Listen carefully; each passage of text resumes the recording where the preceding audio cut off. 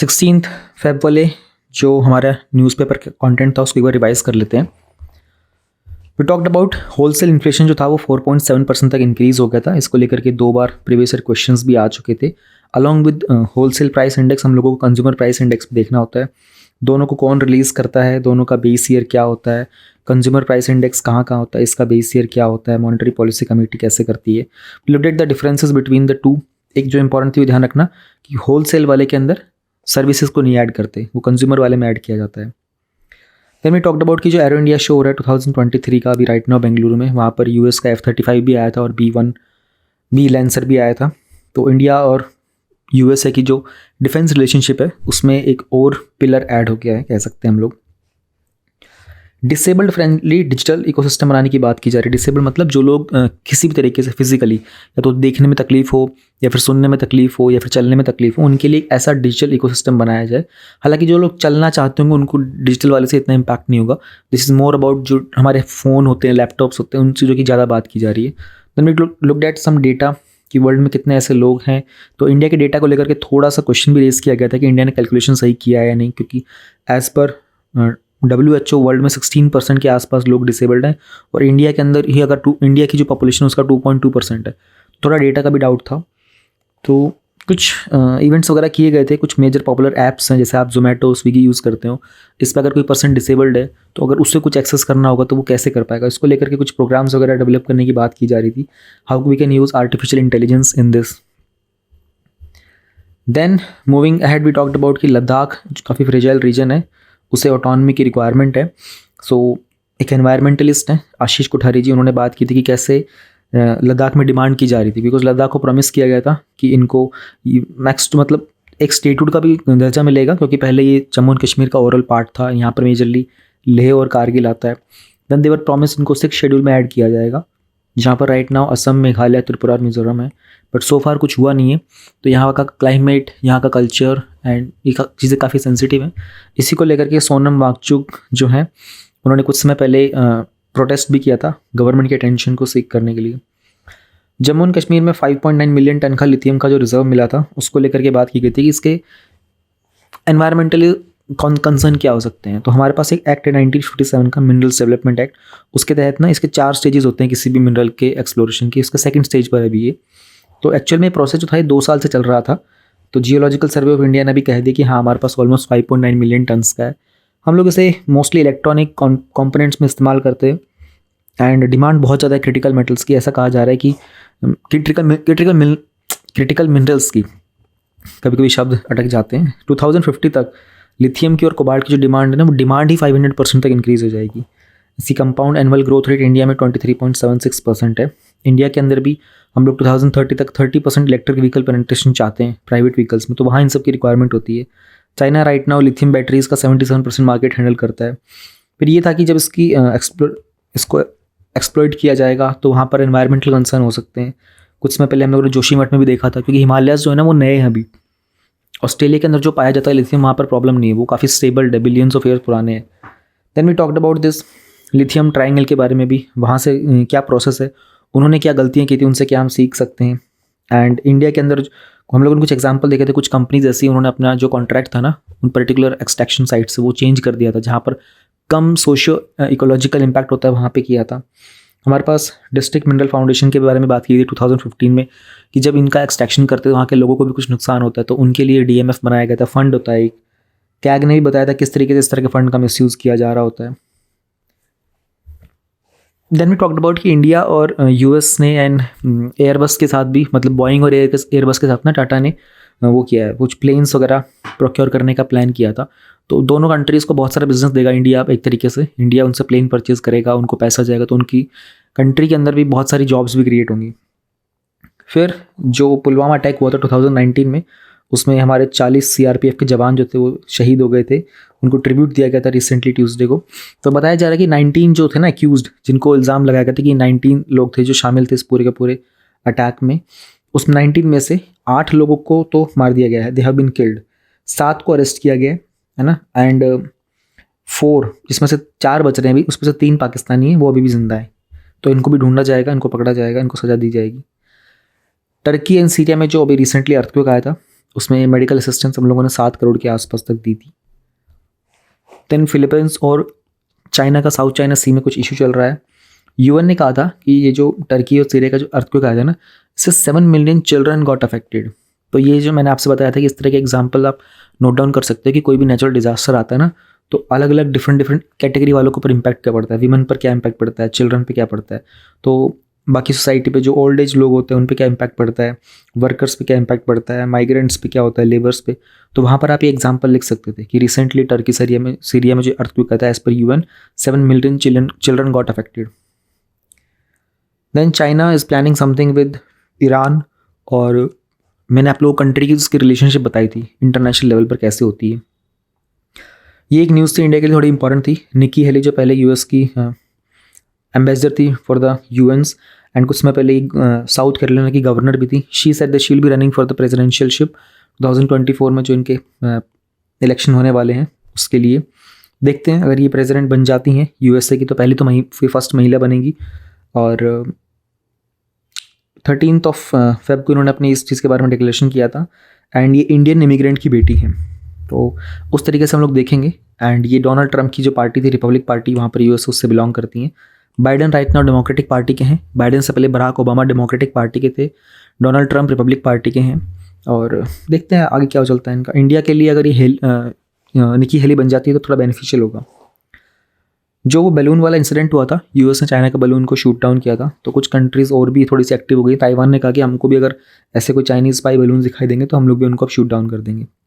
China ने कहा कि देखो भाई, इसको इन्वेस्टिगेट करो, थोड़ा इन्वेस्टिगेशन करो, आप लोगों ने बड़ी गड़बड़ कर दी है, या आपने वन साइडेड डिसीजन लिया था, तो we are not happy with this. ये कुछ चल रहा था न्यूज़ में। अब हम आगे का चलते हैं। आज का मेजर हाईलाइट्स देख लेते हैं न्यूज़ में क्या कुछ चल रहा है। तो मैंने बताया था कि 20 फेब तक मैं ऐसा करूँगा कि एक दिन का प्रीवियस न्यूज़पेपर आप लोगों के सामने एक्सप्लेन करूँगा। रीज़न बस ये है कि जैसे अभी राइट नाउ आप जो न्यूज़पेपर देख रहे हो, आज डेट तो 17 है, बट जो न्यूज़पेपर का कंटेंट है मैं 16 वाला यूज़ कर रहा हूँ। उसका रीज़न ये है कि मैं 3-4 दिन मुझे कुछ काम है अर्ली मॉर्निंग, तो मैं डे टाइम में रिकॉर्ड करता हूँ, नेक्स्ट डे मॉर्निंग उसको अपलोड कर देता हूँ। कंटेंट सारा कवर किया जाएगा, मिस कुछ भी नहीं होगा आप लोगों का। और वैसे भी आपको क्या करना है, एक दिन से क्या फ़र्क पड़ता है। कुछ लोग तो वीडियोज़ वैसे भी देखते भी लेट हैं, मुझे पता चला था बाद में। ठीक है, स्टार्ट करते हैं। देखो न्यूज़ में था कि चाइना को ध्यान में रखते हुए ना हमारा जो कैबिनेट है 7 आईटीबीपी के बटालियंस को क्लियरेंस दे दिया था। अब आईटीबीपी के बटालियंस को क्लियरेंस देने का मतलब ये हुआ है कि आईटीबीपी क्या होता है, पहले तो आपको थोड़ा बहुत इनके बारे में पता होना चाहिए। हमारी जो आर्म्ड फोर्सेस वगैरह होती है ना, तो जो आर्म्ड फोर्सेस है ना, जिसमें हम लोग 3 को काउंट करते हैं, आर्मी है, नेवी है और एयरफोर्स है। ये जो 3 बनाई गई है ना, ये सिर्फ और सिर्फ वॉर के लिए बनाई जाती है। ठीक है, अब आप लोग सोचेंगे कि अगर वॉर के लिए बनाई गई है तो जम्मू कश्मीर के अंदर हम लोगों ने आर्मी को क्यों डिप्लॉय किया हुआ है। जम्मू कश्मीर में आर्मी को इसलिए डिप्लॉय किया हुआ है क्योंकि हमारा पाकिस्तान के साथ में एक काइंड ऑफ पैसिव वॉर चल ही रहा है, kind of cold war type में चल ही रहा है। कुछ ना कुछ स्क्रिमिशेस तो देखने को मिल जाते हैं। दैट्स द ओनली रीज़न कि हम लोगों ने आर्मी को जम्मू कश्मीर में डिप्लॉय किया हुआ है। अदरवाइज आर्मी, नेवी और एयरफोर्स सिर्फ और सिर्फ वॉर स्पेसिफिक होती हैं। तो जो लोग आर्मी नेवी में होते हैं ना, उनसे कभी पूछ के देखोगे ना, अगर आपको कोई जानकार पहचान में होगा, वो कहते हैं वो साल भर ट्रेनिंग ही करते रहते हैं, ड्रिल से करते रहते हैं। वो लोग वेट करते ही कोई वॉर हो ही जाएगा तो कम से कम हमारा तो कोई काम, अदरवाइज वो बस प्रोसेस में लगे रहते हैं। लेकिन ये जो ऑर्गेनाइजेशंस होती हैं बहुत स्ट्रांग होती हैं। ठीक है, तो ये 3 तो ये होती हैं, आर्म्ड फोर्सेस होती हैं। इसके बाद हमारे पास जो आती है ना, वो आती है हमारी सेंट्रल आर्म्ड पुलिस फोर्स, इनको हम लोग बोलते हैं CAPF। CAPF नाम बाद में आया था, पहले इनको हम लोग बोला करते थे पैरामिलिट्री फोर्सेस। अच्छा, ये जो CAPF होती है ना, 7 होती हैं। ठीक है, जिसमें हम लोग स्टार्ट करते हैं, असम राइफल सबसे पुराना होता है, उसके बाद BSF है जो बॉर्डर के ऊपर होता है, देन CISF है जो अंदर इंडस्ट्रीज़ वगैरह में देता है, जैसे मेट्रो वगैरह हो गया उसमें CISF होता है। देन CRPF होता है। ठीक है, ये काउंटर इंसर्जेंसीज के लिए होता है, छत्तीसगढ़ झारखंड में देखने को मिलेगा आपको। ITBP होता है, Indo Tibet border police, Tibet border पे होता है, जिसकी हम लोग यहाँ पे बात कर रहे हैं राइट नाउ टॉपिक में। Then we have this NSG होता है। ठीक है, ये टेररिज्म वगैरह को लेकर के। और उसके बाद हमारे पास वो होता है सशस्त्र सीमा बल भी होता है। तो ये हमारे डिफरेंट रीजन्स पे हम लोगों ने बनाए हुए थे। अच्छा, जब हमारे पास आर्मी है, नेवी है, एयरफोर्स है, तो हम लोगों ने CAPF क्यों बनाया। होता ही है ना कि मुझे एक नाम याद नहीं आ रहा ऑर्गेनाइजेशन का, बट एज पर दैट ना वर्ल्ड में आप अपनी पॉपुलेशन के हिसाब से कुछ रेंज में ही अपने ये आर्म फोर्सेस बना सकते हो, उससे ज़्यादा नहीं कर सकते। अदरवाइज बाकी कंट्री शोर मचाने लग जाती है तो मिलिट्री एक्यूमुलेट कर रहे हैं। तो गवर्नमेंट्स क्या करती है ना, हर जगह पर, हर देश में इस तरह की आर्म्ड फोर्सेस बना लेते हैं। ये जो आर्म्ड फोर्सेस होती है ना, ये वॉर टाइम में अगर ज़रूरत होती है तो ये आर्मी नेवी एयरफोर्स को सपोर्ट भी प्रोवाइड करती हैं। ठीक है, तो ऐसा कुछ होता है। तो आईटीबीपी को लेकर के, अब आईटीबीपी जो है तिब्बत बॉर्डर पे है, जहाँ पर चाइना के साथ हमारा कनेक्शन बनता है, उसके लिए कुछ बटालियंस इंक्रीज किए थे। आप लोग ये एग्जाम में यूज़ कर सकते हो। हमारा जो बॉर्डर इश्यूज होगा कि इंडिया ने क्या स्टेप, ऐसा होता है ना कि इंडिया ने क्या स्टेप लिए, देन यू कैन मेंशन कि as per the vibrant village programme हम लोगों ने आईटीबीपी के अंदर 48,800 करोड़ का इन्वेस्टमेंट किया था, एंड वी आर प्लानिंग हम 7 आईटीबीपी के नए बटालियंस को इसमें ऐड ऑन करेंगे। तो ये एक अच्छा स्टेप है गवर्नमेंट के द्वारा। आगे चलते हैं। आईआईटी बॉम्बे का जो एक सुसाइड केस था अबाउट दिस बॉय दर्शन सोलंकी, तो इनके पेरेंट्स ने ये बोला था कि उसका डिस्क्रिमिनेशन हुआ था, एंड जो अंबेडकर पेरियार फुले स्टडी सर्कल है जो कि आईआईटी बॉम्बे में ही है, उन्होंने डिमांड की है कि इनके जो डायरेक्टर थे he couldn't handle the situation, उनको डिस्क्रिमिनेशन रोकना चाहिए था, दे शुड रिज़ाइन। ठीक है, तो ये डिमांड चल रही है।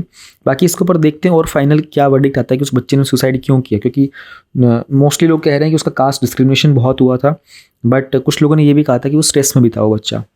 तो 18 साल का है, उम्र बहुत कम है, इंडिया के one of the premier institute के अंदर एक सुसाइड होता है, तो ये एक सेंसिटिव मैटर है। वैसे तो सारे सुसाइड सेंसिटिव मैटर्स होते हैं, लेकिन न्यूज़ में आते नहीं ना। अब आईआईटी बॉम्बे का था तो ये न्यूज़पेपर वाले भी उसको बहुत कवर कर रहे हैं।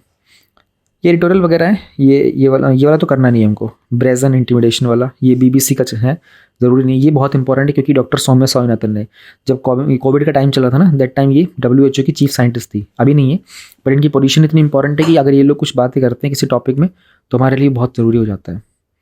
देन ये चीफ है मिशन ऑफ UNHCR के, तो ये इनकी पोजीशन भी बहुत इंपॉर्टेंट है।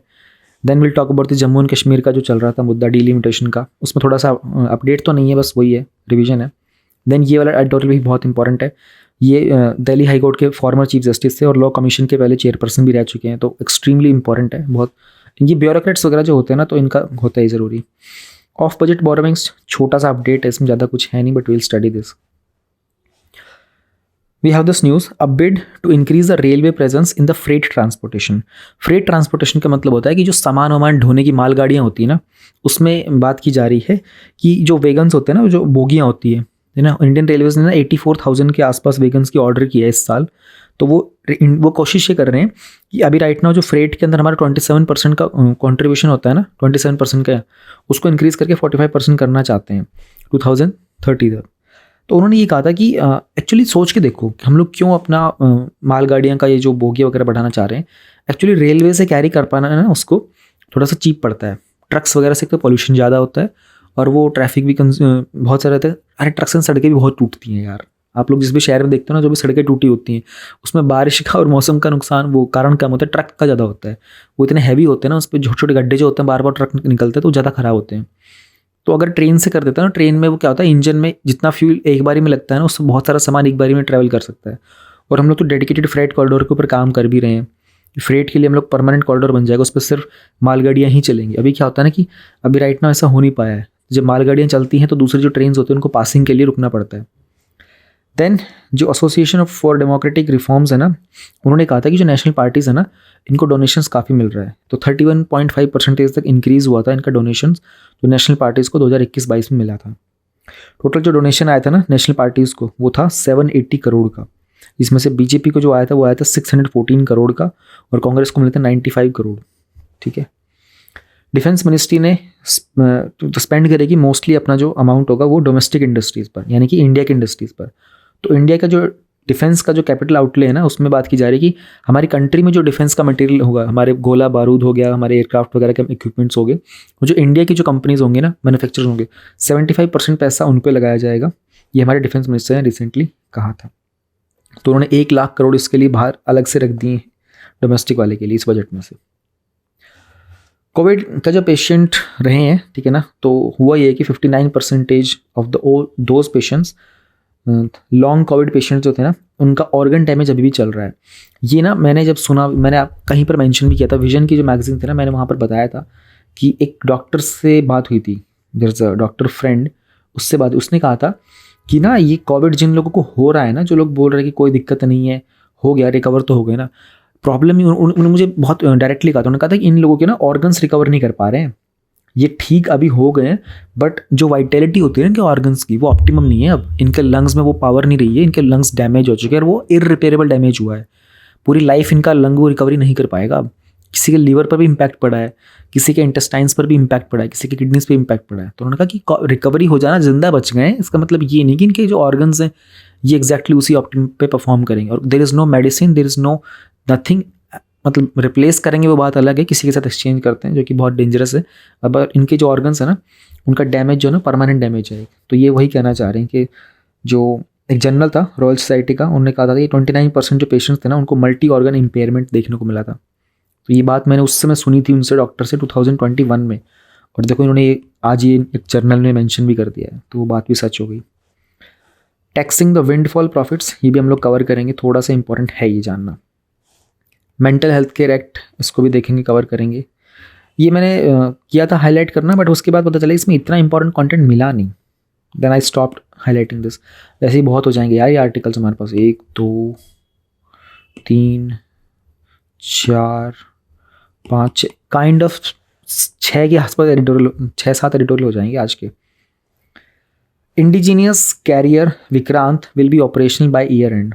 इंडिजीनियस मतलब हमारा अपना खुद का, विक्रांत मतलब ये एयरक्राफ्ट कैरियर है, बड़ा सा शिप है, उसके ऊपर हम लोग एयरक्राफ्ट भी लेके आ सकते हैं। रिसेंटली हमारा जो LCA light combat aircraft navy का था ना, और MiG-29K, इन्होंने भी अपनी लैंडिंग से टेस्ट की थी यहाँ पर। तो ये जब होगा लॉन्च कुछ टाइम में, जब इसको सेटअप करेंगे प्रॉपरली, तब देखते हैं क्या चलता है। इंडिया की जो नेवल स्ट्रेंथ है उसमें बहुत बड़ा एक एडिशन हो जाएगा इसके बाद। ये हाई कोर्ट ने क्वेश्चन किया था पॉक्सो एक्ट का इस्तेमाल को लेकर के। अभी असम को जो चाइल्ड मैरिज का केस था वो हम लोगों ने पढ़ा था पूरा टॉपिक अच्छे से। तो हाई कोर्ट जो है ना, गुवाहाटी का हाई कोर्ट है। अच्छा एक बात और ध्यान रखना, गुवाहाटी का जो हाई कोर्ट है ना, वहाँ के आसपास के सारे स्टेट्स का हाई कोर्ट यही होता है, ठीक है। असम का, उधर अरुणाचल प्रदेश वगैरह, मेघालय वगैरह का, उन सबका कॉमन हाई कोर्ट है। जैसे अगर आप देखोगे महाराष्ट्र और गोवा वगैरह का जो है, इन सब का वो बॉम्बे हाई कोर्ट है ना। और उसके अलावा दमन एंड दीव का भी यही आता है, वो भी इसी में आते हैं। पुडुचेरी वाले जो लोग हैं ना, यूटी वाले, वो मद्रास हाई कोर्ट में अपने आप को प्रेजेंट करते हैं। तो नॉर्थ ईस्ट के लिए जो मेजरली है ना, हमारे पास गुवाहाटी हाई कोर्ट है। तो उन्होंने क्वेश्चन किया था, एक एप्लीकेशन थी कि भाई ये जो पॉक्सो एक्ट है ना, आपने इसका इस्तेमाल कैसे किया है इसके अंदर, और आपने एंटिसिपेटरी बेल दी है 9 लोगों को, है ना, जो कि prevention of child marriage act के तहत थी। तो उन्होंने इसके ऊपर सवाल उठाने की कोशिश की थी। तो हम लोग थोड़ा सा समझ लेते हैं एक बार यहाँ पे ना, कुछ इंपॉर्टेंट चीज़ें समझने की। जैसे एंटिसिपेटरी बेल की बात हो गई है, ठीक है। अब बेल क्या होता है? बेल होती है ज़मानत दे देना, ठीक है। तो थोड़ा सा के बारे में डिटेल में पढ़ाता हूँ मैं आप लोगों को, हल्का सा मुझे स्पेस चाहिए होगा यहाँ पे, यहाँ कर लेते हैं। अब बेल का कॉन्सेप्ट थोड़ा समझना पड़ेगा, क्योंकि इस पर ना प्रीलिम्स पे क्वेश्चन आ सकता है, आपका चांसेस हैं। तो मतलब क्या होता है, जब आप किसी प्रिजनर को रिलीज़ कर देते हो ना, उसको बोलते हैं बेल, ज़मानत हिंदी में बोलते हैं। मूवीज़ में आप लोगों ने सुना होगा ज़मानत, है ना। तो यानी कि जो एक्यूज था ना, उसके ऊपर कोई चार्ज लगाया गया था कुछ ऑफेंसेस को लेकर के, है ना, उसकी फ्यूचर में अटेंडेंस तो होगी कोर्ट के अंदर, उसका यानी कि ट्रायल तो चलता रहेगा, ठीक है ना, और वो कोर्ट की जुरिस्डिक्शन में भी रहेगा। सिंपल वर्ड्स ये होता है कि कोर्ट को ना एक सिक्योरिटी मिल जाती है प्रिजनर के रिलीज को लेकर के, ठीक है, लेकिन उसको फ्यूचर में अपीयर होना होता है कोर्ट के अंदर। तो ऑब्जेक्ट जो था ना अरेस्ट करने का, वो था जस्टिस डिलीवर करना, ठीक है, क्योंकि एक्यूज को कोर्ट के सामने लेके आना होता है।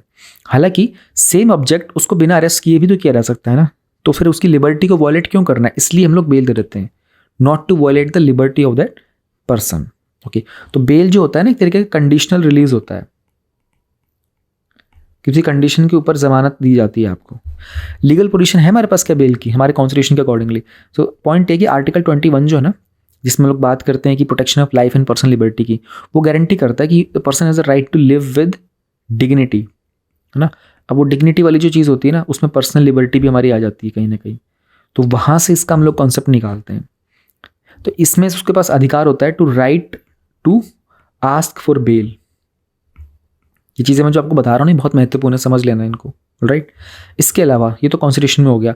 क्या हमारे पास कोई स्टैट्यूटरी पावर होती है? यस, जो हमारा कोड ऑफ क्रिमिनल प्रोसीजर होता है ना, CRPC बोलते हैं उसको, 1973 वाला जो है, उसका भी एक सेक्शन 483 होता है। वहाँ पर हम लोग बात करते हैं कि एंटिसिपेटरी बेल का प्रोविजन है वहाँ पर, ठीक है। अब क्या यहाँ पर बेल को डिफाइन किया गया है? नॉट डिफाइंड, बेल डिफाइन नहीं की गई है, ठीक है। उसमें बस टर्म बताया गया कि कौन सा ऑफेंस बेलेबल है और कौन सा ऑफेंस नॉन बेलेबल होता है। तो ये जो रिकमेंडेशन आती है हमारी लॉ कमीशन की, उसके ऊपर बेस्ड था, राइट।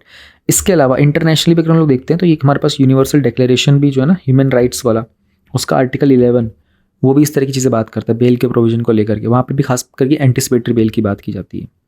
ऑलराइट, अब बेलेबल ऑफेंस और नॉन बेलेबल ऑफेंस जो होते हैं वो हमारे सीआरपीसी में डिफाइंड है।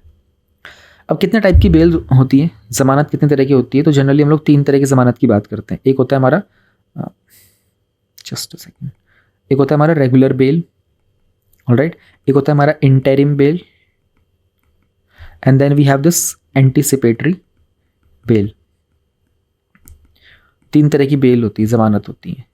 तो how do they work, how do they perform?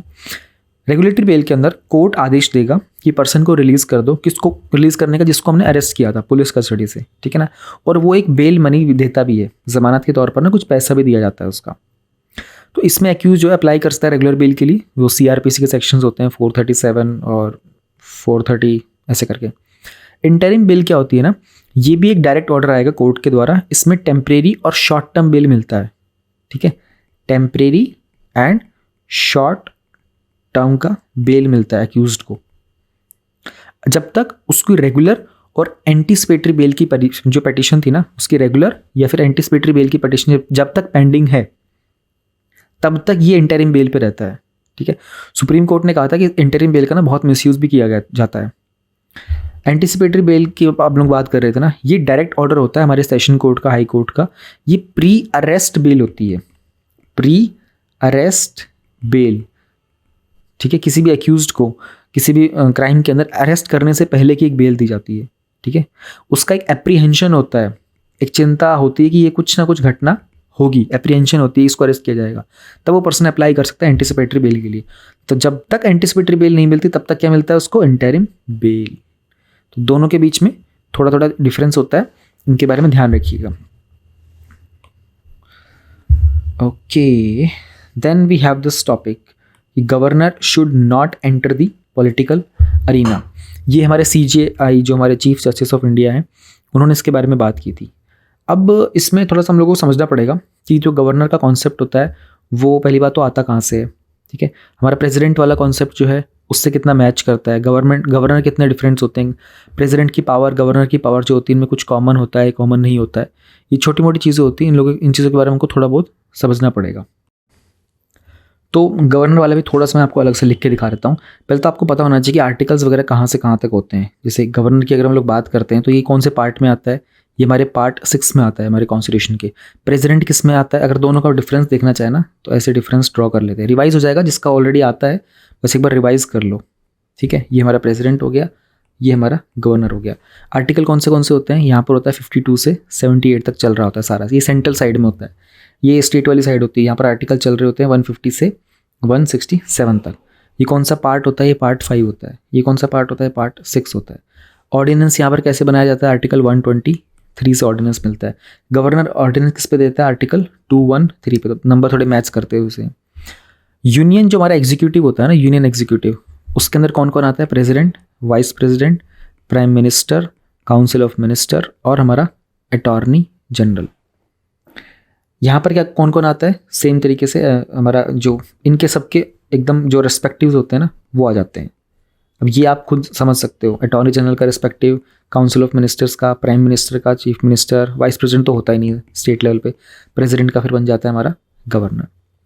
अब गवर्नर का इलेक्शन तो होता नहीं है, राइट, तो गवर्नर को तो अपॉइंट किया जाता है हमारे प्रेसिडेंट के द्वारा ही, क्योंकि वो he is at the pleasure of the president.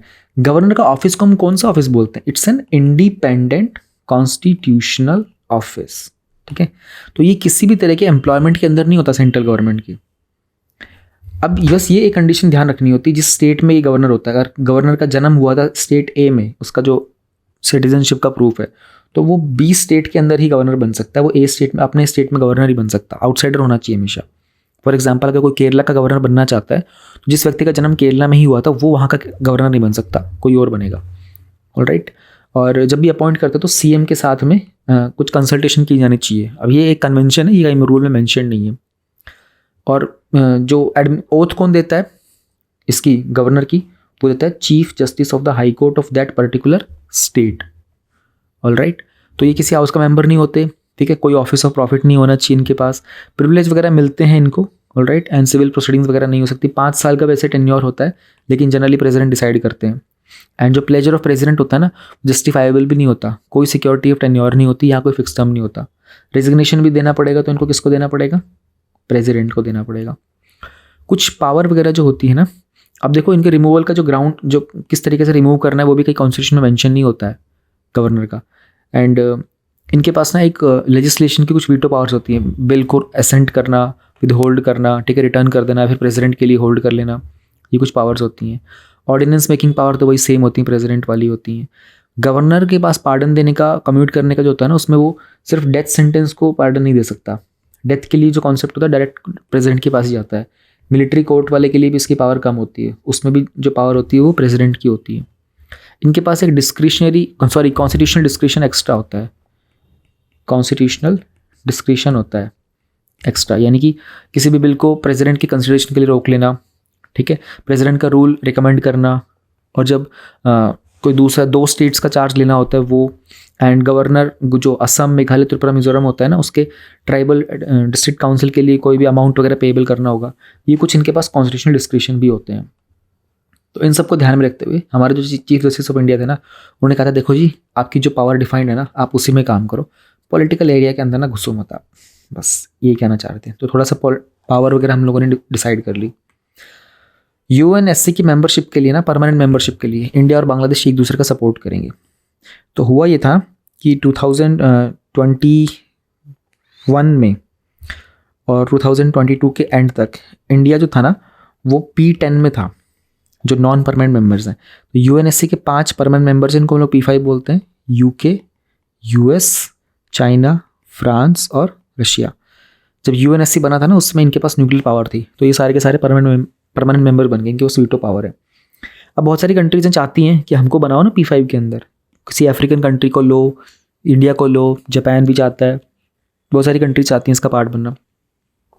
अब इसकी जो नॉन परमानेंट मेंबरशिप होती है ना, उसमें 10 कंट्रीज आते रहते हैं और वो रोटेशन पे रहते हैं, ठीक है। तो अभी इंडिया जो था 2 साल के लिए आया था, 2021 से 22 के एंड तक, वो टाइम खत्म हो गया। तो हो सकता है नेक्स्ट मोस्ट प्रोबेबली इंडिया 2028 के आसपास इसकी नॉन परमानेंट मेंबरशिप में जाएगा। तो अभी राइट नाउ बस बात चल रही थी कि इंडिया और बांग्लादेश एक दूसरे का सपोर्ट करेंगे। तो ये कुछ अपडेट्स हल्के हल्के आपको मैंने बता दिए। खाजुराहो में एक एग्जीबिशन ऑन द रीपैट्रिएटेड आर्टिफैक्ट्स, कुछ मूर्तियाँ वगैरह जो दूसरे देशों से लाई गई थी, उन सबका एग्जीबिशन किया जा रहा है खाजुराहो के अंदर। तो उसमें एक VR मोड में कुछ दिखाई जा रही है। 900 old parrot lady of Khajuraho, एक स्टैंडस्टोन स्कल्पचर है, the woman is holding a parrot, जो कि इंडिया वापस लाया गया था फ्रॉम 2017 कनाडा से। तो G20 की जो कल्चरल वर्किंग ग्रुप है, उन सबकी मीट होने वाली, उन सबको लेकर चल रहा है। उत्तराखंड अभी जोशीमठ का रिलीफ प्लान पे काम करेगा, एक सब परमानेंट मजबूत प्लान बनाया जाएगा। Cabinet nod for 2 lakh farm and dairy cooperatives. अब डेयरी एंड कोऑपरेटिव्स वाला जो एक्चुअली जो टॉपिक है ना, कोऑपरेटिव वाला, ये थोड़ा सा इंपॉर्टेंट हो जाता है हम लोगों के लिए, और उसका रीज़न ये है कि इसको लेकर के ना कॉन्स्टिट्यूशनल अमेंडमेंट किया गया है। तो कोऑपरेटिव्स जैसे पहले इतने इंपॉर्टेंट नहीं हुआ करते थे, बट विद टाइम हम लोगों को इनकी अहमियत पता चली थी। कौन सा कॉन्स्टिट्यूशनल अमेंडमेंट किया गया था? 97th CAA 2011 में किया गया था। तो कोऑपरेटिव सोसाइटीज़ को कॉन्स्टिट्यूशनल स्टेटस दिया गया, प्रोटेक्शन दी गई थी। उसके तहत हम लोगों ने फंडामेंटल राइट भी ऐड किया था अपने आर्टिकल 19 में। हम लोगों ने एक DPSP भी ऐड किया था, ठीक है, जो कि आर्टिकल 43B में आया था। हम लोगों ने एक नया पार्ट ऐड किया था कॉन्स्टिट्यूशन के अंदर, पार्ट 9B, ठीक है। इसमें आर्टिकल 243ZH से लेकर के 243ZT तक आते थे। तो इसलिए हमारे कोऑपरेटिव्स इंपॉर्टेंट हो जाता है। अभी रिसेंटली हम लोगों ने मिनिस्ट्री ऑफ कोऑपरेशन भी बनाई थी, कोऑपरेटिव्स बनाई थी, ध्यान नहीं आ रहा, कोऑपरेशन बनाई थी शायद, बट ठीक है, वो आप लोगों को पता होगा, कोई दिक्कत नहीं है। कभी कभी ऐसे कुछ वर्ड्स मिस हो जाते हैं। तो देखो ये इस टॉपिक इतना इंपॉर्टेंट है, इतना बड़ा constitutional amendment, fundamental right add कर देना, DPSP ऐड कर देना, पार्ट ऐड कर देना, मिनिस्ट्रीज बना देना, ये टॉपिक कितना इंपॉर्टेंट हो जाता है, राइट। तो वैसे ये जो कोऑपरेटिव्स होते हैं, इसका आसान भाषा में तो मतलब कि कुछ लोग मिलकर के कुछ ग्रुप वगैरह बनाएं। तो अभी जो कैबिनेट है ना, उन्होंने कहा कि 2 लाख के आसपास फार्म और डेयरी के कोऑपरेटिव्स वगैरह के लिए उन्होंने अप्रूवल दे दिया था। तो ये प्राइमरी एग्रीकल्चरल क्रेडिट सोसाइटीज़ होंगी, ठीक है, 2 लाख के आसपास, और डेयरी फिशरी की कोऑपरेटिव्स होंगी, कुछ ऐसे अनकवर्ड विलेजेस, ठीक है, और पंचायत अगले 5 सालों के अंदर। तो 25 फैसिलिटीज़ प्रोवाइड की जाएंगी इनको, डेयरी फिशरी को लिंक किया जाएगा एग्रीकल्चर कोऑपरेटिव के साथ। राइट नाउ 63,000 फंक्शनल PACs हैं कंट्री के अंदर। तो इसलिए इंपॉर्टेंट था ये topic. China must take a haircut on its loan to the poor countries, ऐसा हमारे इंडिया के G20 के जो शेरपा हैं उन्होंने ये बात कही थी। अब हेयर कट का मतलब ये होता है जब कोई, जैसे चाइना जो है ना, फॉर एग्जांपल चाइना ने श्रीलंका को लोन देता है, कितने का देता है, 1000 करोड़ का दे दिया मान लो, ठीक है, बड़ी कंट्रीज हैं बड़ा लोन देंगे, तो वो कह रहे हैं हेयर कट ले लो। बोला भाई गरीब देश है, 1000 करोड़ जो थे ना, अगर तुझे 1000 करोड़ के ऊपर तुझे फिर रिटर्न में 1100 करोड़ लेने थे ना, तो ऐसा मत कर यार, तो 1050 करोड़ ले ले, वो देश गरीब है, उनके ऊपर प्रेशर मत डाल। इंडिया ने ही बोला था, ठीक है। तो चाइना का जो डेट है वो दूसरी कंट्रीज़ को बहुत परेशान कर रहा है, तो इंडिया ने एक रिक्वेस्ट काइंड ऑफ की थी, कह सकते हो, this is how you should be behaving. Warm water melt Antarctica's glacier, एक स्टडी से पता चला था, इसको हम लोग डूम्सडे ग्लेशियर भी बोलते हैं। ये थ्वाइट्स ग्लेशियर है, ये ना 120 किलोमीटर बड़ा है, यानी कि जैसे ग्लेशियर मतलब क्या होता है, बर्फ़ का टुकड़ा होता है। जैसे आपके फ्रिज में जो बर्फ़ होती है ना, आप उसको आर्टिफिशियली बनाते हो तो वी कॉल इट आइस, ठीक है। अदरवाइज जो नेचुरली होती है ना, उसको हम लोग जो स्नो, ऊपर से जो बर्फ़ गिरती है उसको स्नो बोलते हैं, फिर वो इकट्ठी जाती है, पूरी आइस बन जाती है, वो है ना, वो मेल्ट होती है, वो फिर जमती है। तो बर्फ़ का एक बहुत बड़ा टुकड़ा, कभी कभी हमारे फ्रिज जो होता है, रेफ्रिजरेटर, उसके अंदर भी होता है ना, ऊपर वाला जो फ्रीज़र होता है उसमें बहुत सारी बर्फ़ जम जाती है, तो क्या होता है, छोटी छोटी सारी जुड़ जाती हैं। तो ऐसे ही ना जो एंटार्क्टिका में ना एक थ्वाइट्स ग्लेशियर भी है, ये 120 किलोमीटर बड़ा है, ये इतना बड़ा है साइज़ के अंदर। अब सोच के देखो, तुम अपने घर के आसपास रहते हो, 100 मीटर कितना होता है, 120 मीटर कितना होगा, उसके बारे में बात की जा रही है कि ये मेल्ट हो रहा है। और जब ये कह रहे हैं कि 120 किलोमीटर पूरा अगर मेल्ट हो जाता है ना, तो ऑलमोस्ट आधा मीटर तक सी लेवल राइज हो जाएगा। उसके बारे में बात की जा रही है, काफ़ी जल्दी होने वाला है। पहले प्लान ऐसा लग रहा था कि 2050 तक होगा, बट अब लग रहा है कि वो और जल्दी होने वाला है। तो ये कुछ छोटे छोटे पॉइंट्स इसके बारे में आप ध्यान में रखिएगा। ये थे हमारे मेजर हाइलाइट्स सारे। टॉपिक है हमारे पास understanding India's health care act 2017। तो क्या चैलेंजेस हैं हमारे इस मेंटल हेल्थ केयर एक्ट में 2017 वाले में। National human rights commission NHRC exam में आ चुका है पहले, ये क्या कहता है इस एक्ट के एग्जीक्यूशन के बारे में। तो NHRC की एक रिपोर्ट थी, उन्होंने कहा था कि 46 जो गवर्नमेंट के मेंटल हेल्थ केयर इंस्टीट्यूशंस हैं ना, दे हैव बीन फ्लैग्ड, उनको ऐसा बताया गया कि वो इनह्यूमन और डिप्लोरेबल हैं। रिपोर्ट ने कहा था जो फैसिलिटीज़ हैं वो इलीगली पेशेंट्स को लंबे समय तक रखती है उनकी रिकवरी के लिए, जो कि उनके मेंटल इल पेशेंट्स के राइट्स को इन्फ्रिंज करने वाली बात है। और ये ऑब्जर्वेशंस की गई थी क्योंकि कुछ गवर्नमेंट फैसिलिटीज़ जो थी उनमें NHRC के द्वारा विजिट किया गया था, एंड वो देखना चाह रहे थे कि जो मेंटल हेल्थ केयर एक्ट है ना 2017 का, उसका इम्प्लीमेंटेशन किस प्रकार किया जा रहा है। तो 2017 में हम लोगों ने एक मेंटल हेल्थ केयर को लेकर एक एक्ट बनाया था। तो ये जो भी हमारे इंडिविजुअल्स वगैरह होते हैं उनको पता चले कम्युनिटी के अंदर कि मेंटल हेल्थ को लेकर के उनके क्या राइट्स वगैरह होते हैं। उसमें सेक्शन 19 वगैरह में उन्होंने बात की थी कि रिहेबिलिटेशन को लेकर भी।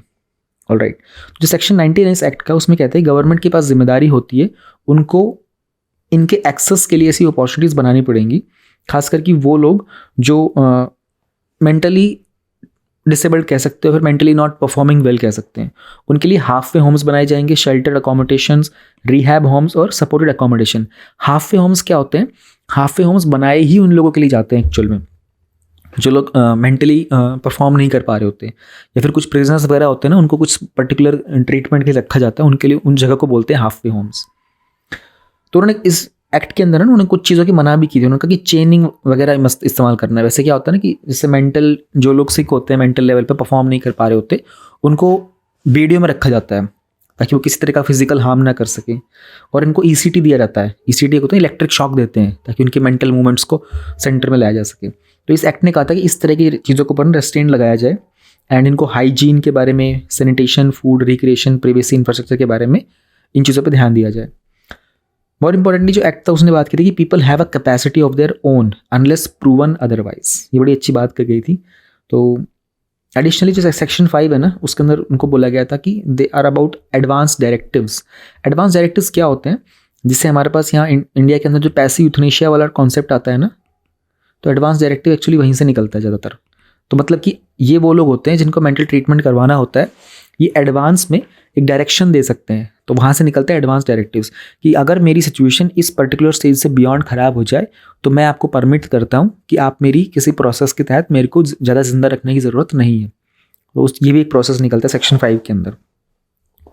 तो अपना एक रिप्रेजेंटेटिव को नॉमिनेट कर देते हैं, ताकि अगर इनकी किसी को कोई गार्जियनशिप वगैरह होती है ना, तो डिसीजन मेकिंग में पहले आइडिया लग जाता है कि भाई मैं अपना ये बंदा अपॉइंट कर रहा हूँ और ये मेरे प्रति डिसीजन लेगा फ्यूचर में, ठीक है, ताकि अगर जस्ट इन केस किसी तरीके से कुछ एलिमिनेट करना होता है तो उसमें सपोर्ट मिल जाता है।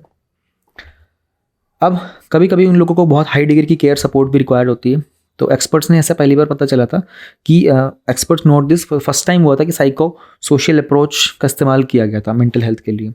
एंड कुछ एक्सटर्नल फैक्टर्स होते हैं, इनकम, सोशल स्टेटस, एजुकेशन, जो किसी भी व्यक्ति के मेंटल वेलबींग को इम्पैक्ट करते हैं। तो उन्होंने कहा था कि जो रिकवरी होती है ना, उसके अंदर साइकियाट्रिक के साथ साथ सोशल इनपुट की भी रिक्वायरमेंट होती है, ये बड़ा ज़रूरी होता है।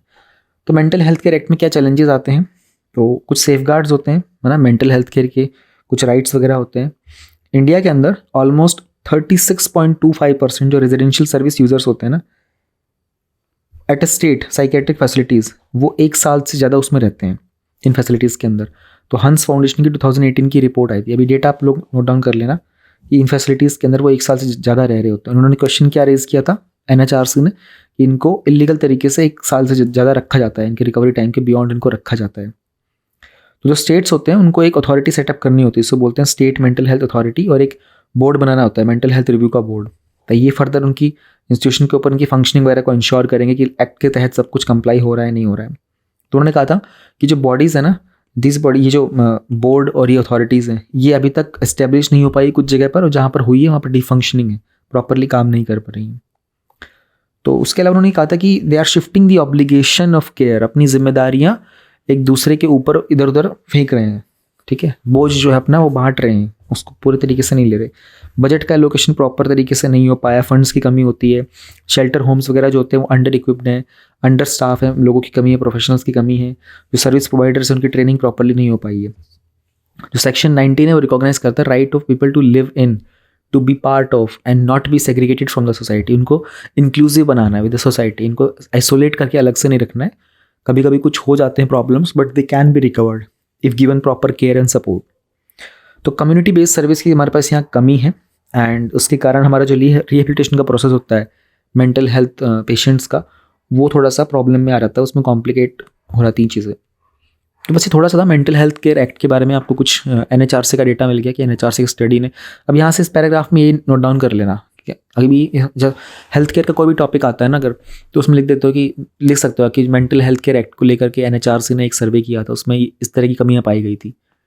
और आपको याद भी होना चाहिए कि 2017 में एक एक्ट आया था। हालांकि आप लोग जो भी प्रिपरेशन कर रहे हो, आप में से कोई ऐसा तो होगा नहीं जो 2017 से प्रिपरेशन कर रहा है ना, तो आपको पता नहीं होगा पुराने एक्ट के बारे में, बट यहाँ पढ़ लिया आज, तो इसे नोट डाउन कर लेना।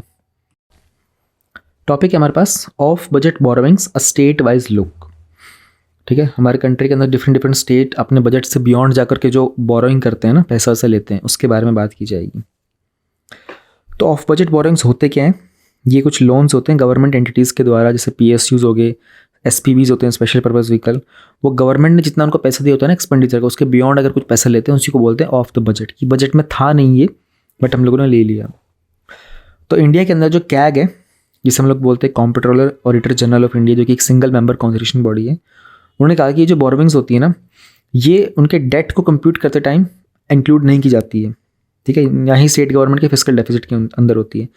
लेकिन जो स्टेट गवर्नमेंट होती है उसकी जिम्मेदारी होती है इस लोन को रीपे करना, एंड बजट से इस तरह के डेट की सर्विसिंग को भी करना।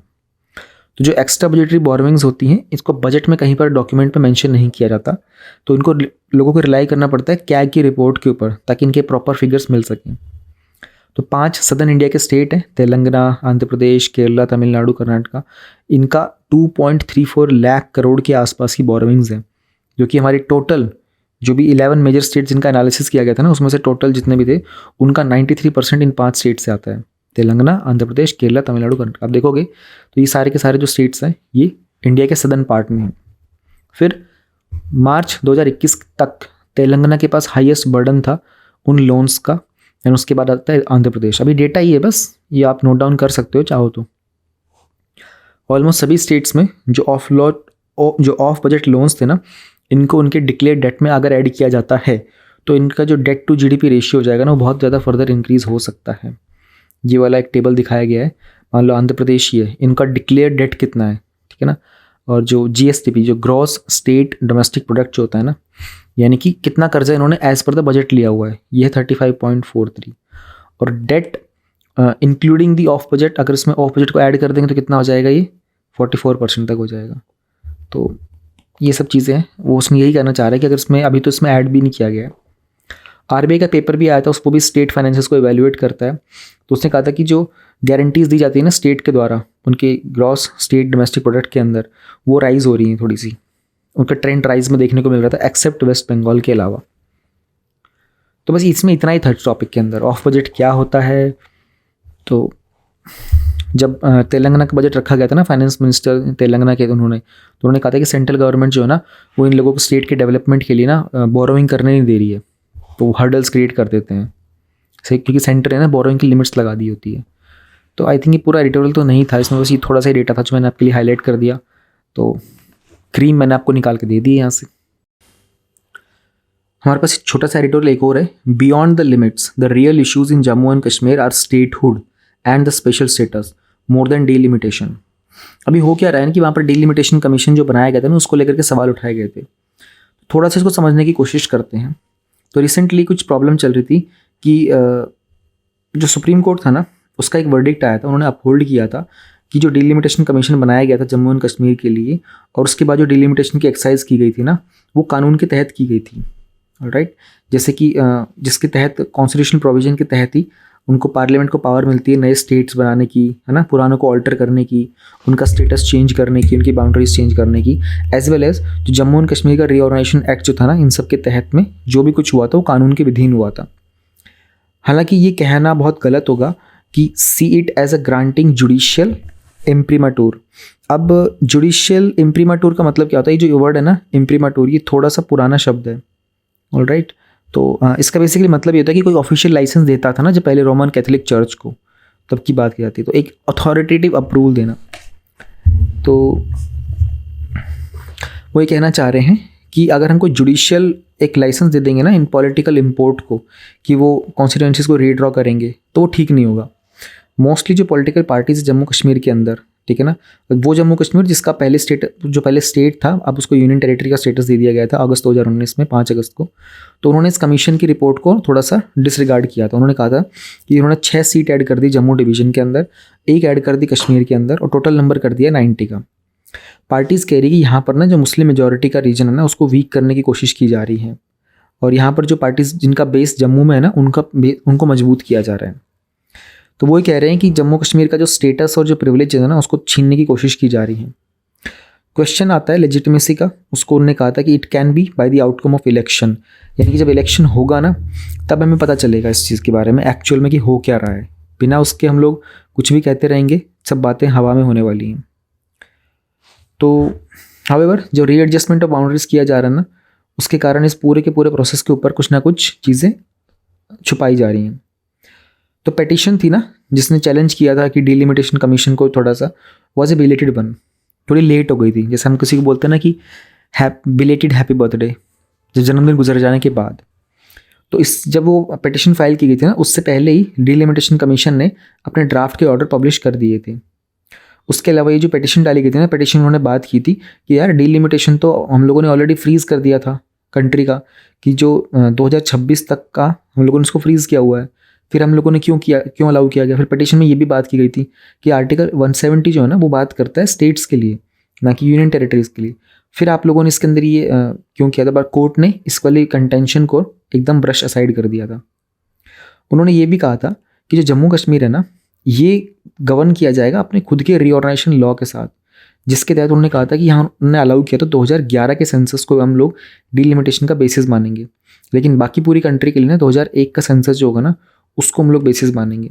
अब इसको लेकर के मैंने आप लोगों को एक एडिटोरियल कवर कराया था, इसलिए मैंने इसे रेड कलर में हाईलाइट किया है, याद दिलाने के लिए कि हम लोगों ने प्रॉपर इसमें एक छोटा वाला एडिटोरियल पढ़ा था। ये इलेक्शन कमीशन जो है ना, उसके ऊपर सवाल उठाए गए थे कि वो इस तरह का डिस्क्रिमिनेशन क्यों कर रहा है जम्मू एंड कश्मीर में, इनका जो सेंसस का जो बेस ईयर होता है ना, उसको चेंज क्यों कर रहा था। तो ये बस मैंने याद दिलाने के लिए रेड कलर में लिखा था। फिर उन्होंने ये भी कहा था कि कुछ आर्ग्यूमेंट्स वगैरह जो हैं उसमें बात की जा रही थी रीऑर्गेनाइजेशन एक्ट की, तो वो रीऑर्गेनाइजेशन जो एक्ट था ना, वो हमारी कॉन्स्टिट्यूशन के साथ लाइन पे भी नहीं है, एंड उसको स्पेसिफिकली चैलेंज करने की बात की गई थी, बट कोर्ट ने इसको एक्सेप्ट नहीं किया। तो उन्होंने कहा था कि कोर्ट बेशक से इस बात को अपहोल्ड कर ले कि जो डिलिमिटेशन पैनल बनाया गया था वो विद लॉ था, लेकिन उसके जो डिसीजंस वगैरह होंगे ना उनको फ्यूचर में दोबारा से क्वेश्चन उन पर रेज किया जाएगा। So impression is inescapable that the people of Jammu Kashmir are being presented with the fait accompli. अब ये जो फेट अकम्प्लाई होता है ना, इसका मतलब होता है कि something which is already happen in the past and can not be change now. Alright, जो कोर क्वेश्चन यहाँ पर उठ के आ रहा था वो आ रहा था कि किस तरीके से इनका स्टेटहुड को विड्रॉ किया गया था 2019 के अंदर, और बात की गई थी कि जब सिचुएशन बेहतर हो जाएगी, ये जो हमारे होम मिनिस्टर हैं अमित शाह जी, उनका पार्लियामेंट में एक स्पीच हुआ था पूरा जम्मू कश्मीर को लेकर। उन्होंने कहा था कि जब सिचुएशन वहाँ पर ठीक हो जाएगी ना, टेररिज्म वगैरह जो जिस चीज़ की प्रॉब्लम चल रही थी सिटीजनशिप के अंदर, द मोमेंट वो ठीक हो जाएगा, इनका स्टेटहुडशिप जो है उसको रिस्टोर कर दिया जाएगा। तो will see how this thing unfolds. बस ये लेकिन एक अपडेट था तो मैंने आप लोगों को कवर करवा। हमारे पास एक एडिटोरियल है बड़ा अच्छा, India's Sri Lankan refugees need the fair consideration. इसे लिखा है ऑस्कर मुंडिया जी ने। इनका नाम बड़ा प्यारा लगा मुझे, ऑस्कर मुंडिया। ये चीफ है for the mission UNHCR India के और मालदीव्स के। ठीक है, तो उन्होंने कहा कि श्रीलंका के अंदर ना एक सिविल वॉर हुआ था। ठीक है, तो 14 ईयर्स पहले वो ख़त्म हो गया था, और ये सिविल वॉर 3 साल चलता है। सिविल वॉर मतलब उसको गृह युद्ध भी बोलते हैं। जैसे 2 कंट्रीज़ के बीच हो रहा है, रशिया और यूक्रेन के बीच हो रहा है, तो एक तरीके से वर्ल्ड वॉर है 2 कंट्रीज़ के बीच में। बट रशिया के अंदर अगर अपने आप में वॉर हो रहा होगा उसे सिविल वॉर बोला जाएगा। तो ऐसा बहुत बार कंट्रीज़ में होता रहता है। ठीक है, जैसे मिडल ईस्ट के अंदर सिविल वॉर बहुत चल रहे हैं, अपनी कंट्री के अंदर होता है। एक मूवी भी आई थी ना आई थिंक उसकी, कैप्टन अमेरिका सिविल वॉर की। तो उसमें जो मार्वल्स वाले होते हैं सारे हीरोज़ वो आपस में लड़ते हैं। कैप्टन अमेरिका उसके साथ आयरन मैन के साथ लड़ने लग जाता है अपने फ्रेंड बकी को बचाने के लिए। अब जो मार्वल फैंस होंगे वो मेरी इस बात को समझ पा रहे होंगे, बाकी लोग नहीं। तो बात ये की जा रही है कि 30 साल तक चला था वो जो गृह युद्ध था, एंड वो मई 2009 में ख़त्म हुआ था। उसके बाद ये हुआ था कि तब से थोड़ी सी शांति बनी हुई है। बट हुआ ये था कि बहुत सारे सिविलियंस जो थे ना, एंड बहुत सारा बड़ा ग्रुप जो था, उनके पास कोई चॉइस नहीं थी वहाँ से निकल जाने के अलावा। तो कुछ उस देश के अंदर ही रह गए थे, देश के अंदर ही अपनी जगह चेंज करके दूसरी जगह चले गए थे। कुछ दूसरे विदेशी ज़मीन पर चले गए थे, उनका घर बार छिन गया था एंड उनको अपनी जान की परवाह थी इसलिए। तो बहुत सारे लोग प्रोटेक्शन के लिए इंडिया में भी आ गए थे, और उसमें से बहुत बड़ी पॉपुलेशन है जो कि तमिलनाडु के एरिया में रहती है। तो बहुत सारे लोग थे, वो बोट्स में आए थे, डिंगीज़ में आए थे, एंड इंडिया में एंटर कर गए थे सेफ्टी के लिए। एंड बहुत सारे के पास ट्रैवल डॉक्यूमेंट्स भी नहीं थे, लेकिन इनको इंडियन गवर्नमेंट ने रिसीव किया था ह्यूमैनिटेरियन ग्राउंड्स पर, और इनको सपोर्ट भी दिया था। अभी डेटा है मिनिस्ट्री ऑफ होम अफेयर्स का कि 2021-22 तक एक एनुअल रिपोर्ट आई थी स्टेट्स की। उसके तहत में 3 लाख के आसपास श्रीलंकन रेफ्यूजीज जो थे वो इंडिया में आए थे 1983 से लेकर अगस्त 2012 तक, और इनको रिलीफ दिया गया था, शेल्टर दिया गया है, राशन दिया गया, एजुकेशन प्रोवाइड की गई थी, मेडिकल केयर भी दी गई थी। इसके अलावा जो भी वॉर वेलकम था उसमें इनको पब्लिक एजुकेशन का एक्सेस भी दिया गया था, हेल्थ फैसिलिटीज़ में भी दिया गया था, एंड गवर्नमेंट ने इनको रिकॉग्नाइज भी किया था इनकी जो भी नीड्स वगैरह होती हैं। तो जो एक ग्लोबल कॉम्पैक्ट ऑन रेफ्यूजीज़ है उसके तहत में इनको प्रोबेबली एक डेकेड तक इनको सपोर्ट प्रोवाइड की गई थी, जो कि अपने आप में एक वर्ल्ड में एक एग्जाम्पल भी है। बट बात यहाँ आती है कि स्लो प्रोग्रेस की। तो सिंस जब सिविल वॉर का एंड हुआ था तो कुछ उम्मीद जगी थी कि जो नेशन था वो दोबारा से रिकवर करेगा। गवर्नमेंट ऑफ श्रीलंका ने ना एक वो बनाया था कमीशन 2010 में, 2009 में ख़त्म हुआ गृह वॉर, तो लेसन्स लर्नड एंड रिकन्सिलिएशन का कमीशन। उन्होंने कहा था कि श्रीलंका के अंदर जो भी सफरिंग थी ना उस पूरे कॉन्फ्लिक्ट को वापस से पीछे चेक करेंगे और आगे कैसे हील करना है ना, कंट्री को पीसफुली कैसे बिल्डअप करना है। देखिए कुछ ऑब्जर्वेशंस थी, इन्होंने ह्यूमन राइट्स के ऊपर कुछ रिकमेंडेशंस ऐड की थी, इंटरनेशनल ह्यूमैनिटेरियन लॉ पे बात की थी, लैंड राइट्स की बात की थी, रीसेटलमेंट कैसे किया जाएगा। तो जब से ये सिविल वॉर एंड हुआ था ना, श्रीलंका की जो गवर्नमेंट थी और डेवलपमेंट पार्टनर्स थे ना, उन्होंने कुछ प्रोग्राम चलाए थे श्रीलंका के नदर्न और ईस्टर्न प्रोविंसेस के अंदर। वहाँ पर इनको लोगों को कैसे रीसेटल करेंगे, इनके क्रिटिकल इंफ्रास्ट्रक्चर पे कैसे काम करेंगे, इनके लाइवलीहुड पे कैसे काम करेंगे। इसके कारण बहुत सारी इंप्रूवमेंट भी हुई थी। बहुत सारे जो इंटरनली डिस्प्लेस्ड पर्सन थे अपने देश के अंदर इधर उधर थे, वो लोग वापस भी आ गए थे। इन्होंने अच्छे रहने सहने की फैसिलिटीज़ बनाई थी, एग्रीकल्चर को एक्सपेंड किया था। तो गवर्नमेंट ने इनके नदर्न और ईस्टर्न प्रोविंस के अंदर ना 2009 से 18 तक, अगले 1 दशक तक ऑलमोस्ट $3.8 बिलियन इन्वेस्ट किए थे, और डेवलपमेंट पार्टनर्स के द्वारा ऑलमोस्ट 3.4 बिलियन इन्वेस्ट किए गए थे। लेकिन इतने सारे एफर्ट हो जाने के बावजूद भी ना बहुत सारे चैलेंजेस आते हैं, क्योंकि कुछ फंड्स की रिकवरी थी और 2019 के अंदर ईस्टर बॉम्बिंग्स भी हो जाती हैं। ठीक है, तो उसके बाद कोविड-19 आया था, डेवलपमेंट प्रोसेस की प्रॉब्लम हुई थी, इकोनॉमिक और पॉलिटिकल क्राइसिस आए थे 2022 में, जिसको लेकर के आपका मेंस 2022 में क्वेश्चन भी आया था श्रीलंका वाला ही। तो जो लेटेस्ट वर्ल्ड बैंक की श्रीलंका के ऊपर जो अपडेट आया था उसमें कहा था कि पॉवर्टी जो है ना वो डबल हो चुकी है पिछले कुछ सालों के अंदर, एंड पॉवर्टी और वल्नरेबिलिटी के कारण ना ये अप्रोप्रिएट सपोर्ट की जो नीड होगी ना वो बढ़ती रहेगी। अब हम बात करते हैं रेफ्यूजीज़ इन इंडिया की। तो इंडिया के अंदर 58,000 के आसपास जो रेफ्यूजीज़ हैं वो 108 कैंप में रह रहे हैं तमिलनाडु के अंदर, 54 ऐसे उड़ीसा में भी हैं, और 34,000 रेफ्यूजीज़ हैं वो तमिलनाडु की अथॉरिटीज़ के साथ रजिस्टर्ड भी हैं जो कि कैंप के बाहर रहते हैं। अब इंडियन गवर्नमेंट ने ना इनमें 1200 करोड़ के आसपास रिलीफ और अकोमोडेशन प्रोवाइड किया था 1983 से लेकर 2022 तक। हालांकि जो गवर्नमेंट का ऑब्जेक्टिव था ना वो था इनका रीपैट्रिएशन, यानी कि इनको वापस भेज देना श्रीलंका। तो 99,000 जो थे उनको रीपैट्रिएट किया जा चुका है, ठीक है, 1995 तक, लेकिन उसके बाद में कोई रीपैट्रिएशन ऑर्गेनाइज नहीं किया था। इसमें से 30,000 जो है ना वो पर्सन ऑफ इंडियन ऑरिजिन के हैं, जिनको हम लोग हेल्थ तमिल्स बोलते हैं। तो इनका क्लेम ये है कि इनके पास श्रीलंकन सिटीजनशिप है विद रिस्पेक्ट टू दिस 1964 का एग्रीमेंट हुए थे उसके तहत, एंड उसमें कुछ अमेंडमेंट वगैरह भी किए गए थे। अब बात ये आती है ना, इनके पास डॉक्यूमेंट्स की कमी है और ये इंडिया में कंटिन्यू रहना चाहते हैं, ऑलराइट, एंड ये अपने आप को उन रेफ्यूजीज से अलग भी मानने की कोशिश करते हैं। तो इनको कुछ स्पेशल कंसिडरेशन चाहिए होगा, एंड मे बी 3.35 लाख से ज़्यादा लोग हैं जिनको रिपेट्रिएट करना है इंडिया फ्रॉम, रिपेट्रिएट किया गया है। तो आज की डेट में जो श्रीलंका के तमिल रेफ्यूजीज़ हैं ना वो चाहते हैं, कुछ लोग चाहते हैं उसमें से वॉलंटरी रिटर्न करना, उनको गवर्नमेंट के द्वारा फैसिलिटेट किया भी जा रहा है श्रीलंका के द्वारा। तो लास्ट ईयर तक 2022 तक 208 इंडिविजुअल्स थे वो वॉलंटरली बाय अपनी चॉइस से चले गए थे। इंडियन गवर्नमेंट ने सपोर्ट किया था, UNHCR ने भी सपोर्ट किया था। रिसेंटली कुछ अनाउंसमेंट्स भी की गई थी कि फेरी सर्विसेज, वो होती है ना बोट होती है उनकी, इलेक्ट्रिक बोट टाइप की, इलेक्ट्रिक नहीं होती सॉरी, बोट इंजन वाली बोट होती है। तो फेरी सर्विसेज सेटअप की गई थी, कानकेन संतुरई है, और डायरेक्ट फ्लाइट्स दी गई थी जाफना तक इंडिया की तरफ से। तो शुरुआत है ये, ताकि दोनों कंट्रीज़ फ्यूचर में इस तरह के सपोर्ट के ऊपर काम कर सकें। इशू आता है वॉलंटरी रिटर्न का, यानी कि अपनी मर्जी से जाने वाला। जो श्रीलंकन रेफ्यूजीज़ इंडिया के अंदर है ना वो एक प्रोटेक्टेड सिचुएशन में है पिछले 40 सालों से, और UNHCR की अगर बात करते हैं ना तो ये वॉलंटरी रिटर्न को मोस्ट डिज़ायर्ड चॉइस मानते हैं, ताकि उसके कारण उनका रेफ्यूजी का स्टेटस खत्म हो जाएगा। अब एक बहुत ही सिग्निफिकेंट पॉपुलेशन है जो रिटर्न करना ही नहीं चाहती, वापस जाना ही नहीं चाहती, वो इंडिया को अपना घर मानते हैं। अब इनके बाद जो इनके जन्म हुआ ना, एक जो पूरा ग्रुप जिसका जन्म बाद में हुआ है, जो बच्चे एजुकेटेड इंडिया में हुए हैं, उनको तो नॉलेज ही नहीं है, उनको तो एक्सपीरियंस ही नहीं है कि उनका कंट्री ऑफ ओरिजिन की क्या सिचुएशन थी उस टाइम पर। एक सॉल्यूशन जो उनको रिलीफ दे सकता है ना वो है कि इनका एक रेफ्यूजी का स्टेटस जो है ना उससे इनको निजात मिल जाए एक बार। तो इंडिया के अंदर इतनी कैपेसिटी भी है और लीगल फ्रेमवर्क भी है कि ऐसे कुछ ड्यूरेबल सॉल्यूशंस निकाल सके तमिलनाडु के रेफ्यूजी सिचुएशन के लिए। एक ग्लोबल कॉम्पैक्ट है रेफ्यूजीज़ का, उसके साथ मिलकर के इंडिया इंटरनेशनल कम्युनिटी के साथ भी काम कर सकता है, एंड कैसे इनके लिए कंडीशन ऐसी बनाई जाए कि श्रीलंका के अंदर भी ये सेफ़ और ड्यूरेबल तरीके से वापस लौट जाए। तो जो वेलफेयर होता है रेफ्यूजीज़ का, उसके अंदर बहुत सारे एफर्ट्स होते हैं उनके सेल्फ रिलायंस के भी। इसको भी एक ग्लोबल बेस्ट प्रैक्टिस की तरह देखा जा सकता है। जो रह गया है वो है कि एक solution for the group which may consider India to be their home after the stay of decades. Above all सबको एक फेयर कंसिडरेशन की रिक्वायरमेंट तो देखो है ही। तो ये 3 चीज़ें मुझे लगी थी इंपॉर्टेंट यहाँ पर, जो आप नोट डाउन कर सकते हैं। बाकी अगर आपको इन ब्लू वालों में भी कुछ लगे तो वो भी आप बेशक देख लीजिएगा। जब रिवीजन कर लेते हो ना एक बार तो पूरा मेरे साथ सुन लो ऐसे, उसके बाद पूरे को पढ़ने की ज़रूरत नहीं, फिर ये हाईलाइटेड वाले पोर्शन को देख लिया करो। उसमें से आप ब्लू वाले में और ग्रीन वाले में जो आपको लगे इंपॉर्टेंट, यार आपको काम आएगा एग्जाम में सिलेक्शन दिलवाने के, उनको आप नोट डाउन कर सकते हो। We have this editorial, a manifesto for tackling the silent pandemic of AMR। AMR का मतलब होता है एंटी माइक्रोबियल रेजिस्टेंस। इसे लिखा है डॉक्टर सौम्या स्वामीनाथन जी ने। शी इज़ एन इंडियन, और ये उस टाइम पर प्रोबेबली जब कोविड का टाइम था ना तब ये चीफ साइंटिस्ट थी एट दी WHO। तो she is a former chief scientist now.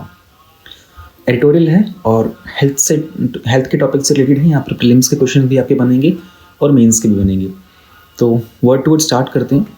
तो अभी हमारा जो वर्ल्ड है वो कोविड-19 से इमर्ज कर रहा है, जो इसका एक एक्यूट फेज था एंड बहुत ही हार्मफुल था, लेकिन एक इनविजिबल पैंडेमिक की बात इन्होंने की है।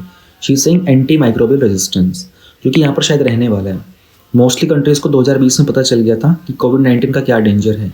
उसके कारण गवर्नमेंट्स ने, इवन इंडिया ने भी इसको बहुत स्पीडली और एक्यूरेसी से डील करने के लिए रिस्पॉन्ड भी किया था। देखो AMR क्या होता है ना, आसान भाषा में समझा देता हूँ। आप लोग डेली ब्रश करते हो ना, तो फॉर एग्जांपल आप डेली यूज़ करते हो just in case like Colgate use करते हो आप, ठीक है, ये एक टाइप का टूथपेस्ट है। तो आप अपने दांतों की क्लींजिंग करते हो, but if you use it regularly ना, है ना, तो क्या होता है ना कि आपकी जो माउथ के अंदर जो माइक्रोब्स होते हैं ना, जो छोटे छोटे, वो ना यूज टू हो जाते हैं। अदरवाइज़ क्या होता है कि आप कोलगेट जब इस्तेमाल करते हो तो उसके अंदर जो भी सब्सटेंसेस होते हैं कोलगेट के, वो आपके माउथ के अंदर जो भी हार्मफुल चीज़ें होती हैं उनको डिस्ट्रॉय कर देते हैं। But if you keep using it Colgate ना, तो आपके माउथ के जो माइक्रोब्स होते हैं ना, वो इवॉल्व हो जाते हैं। ठीक है, इवॉल्व कैसे हो जाते हैं कि वो इसके जो केमिकल्स होते हैं ना, उसके ऊपर रिएक्ट करना बंद कर देते हैं। अब इनका कोई असर नहीं पड़ता, तो ये keep growing even if you use the Colgate again and again. तो there is a friend of mine, उसने ही इज़ अ डेंटिस्ट, उसने बताया था कि हम क्या कर सकते हैं ना इस चीज़ों से डील करने के लिए ना।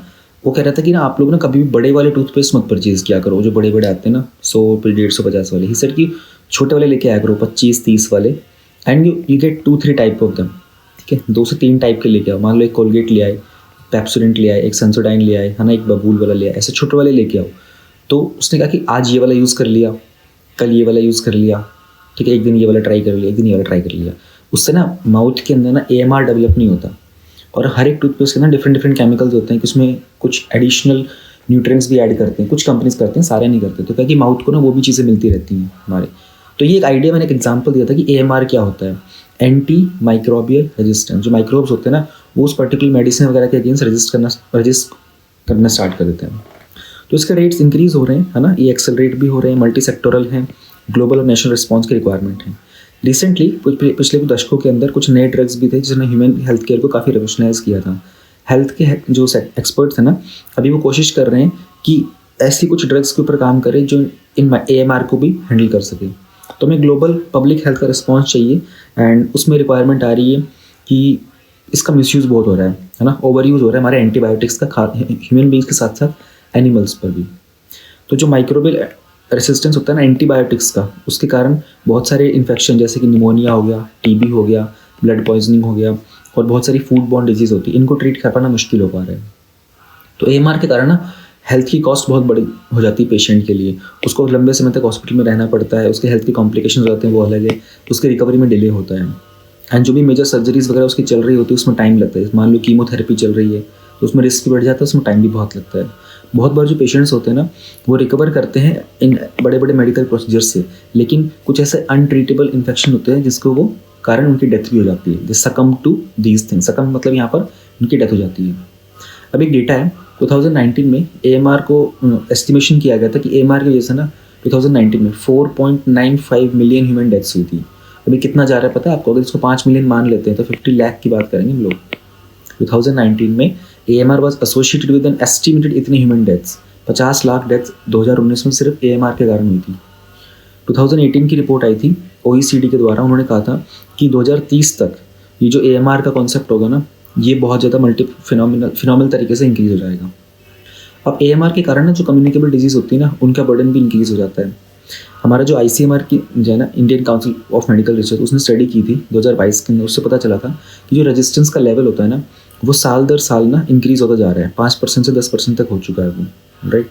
एक इंडियन INSAR करके है, इंडियन नेटवर्क है for surveillance of anti microbial resistance. उनकी स्टडी ने कहा था कि ये जो इसका हाई रेट ऑफ रेजिस्टेंस है ना, ये कॉमनली कुछ ड्रग्स में होता है, जैसे कि साइप्रोफ्लॉक्सासिन होता है, जेंटामिसिन होता है, ट्राइमोक्सिलो होता है, और ये नाम मुझे बड़े डिफिकल्ट है भाई, मैं मेडिकल बैकग्राउंड का नहीं हूँ, बाकी तुम नाम देख लो। उन्होंने कुछ नाम बताए थे, आपने ये नाम नोट डाउन कर लेना, ठीक है। मैंने ग्रीन कलर में इसलिए हाईलाइट रखा था। मे बी UPSC थोड़ा सा टफ गेम खेलना चाहे और आपको वो ये वाले नाम दे दे, हालांकि वो ऐसा क्वेश्चन नहीं देगा कि भाई बोलेगा कि इनमें से AMR वाला क्या सीन होता है, बट मे बी, है ना। तो जस्ट 4-5 नाम है, और कहीं मेंस आंसर राइटिंग में लिख सकते हैं कि AMR होता है इनके कारण, तो वैल्यू बन जाएगी उसकी, इसलिए।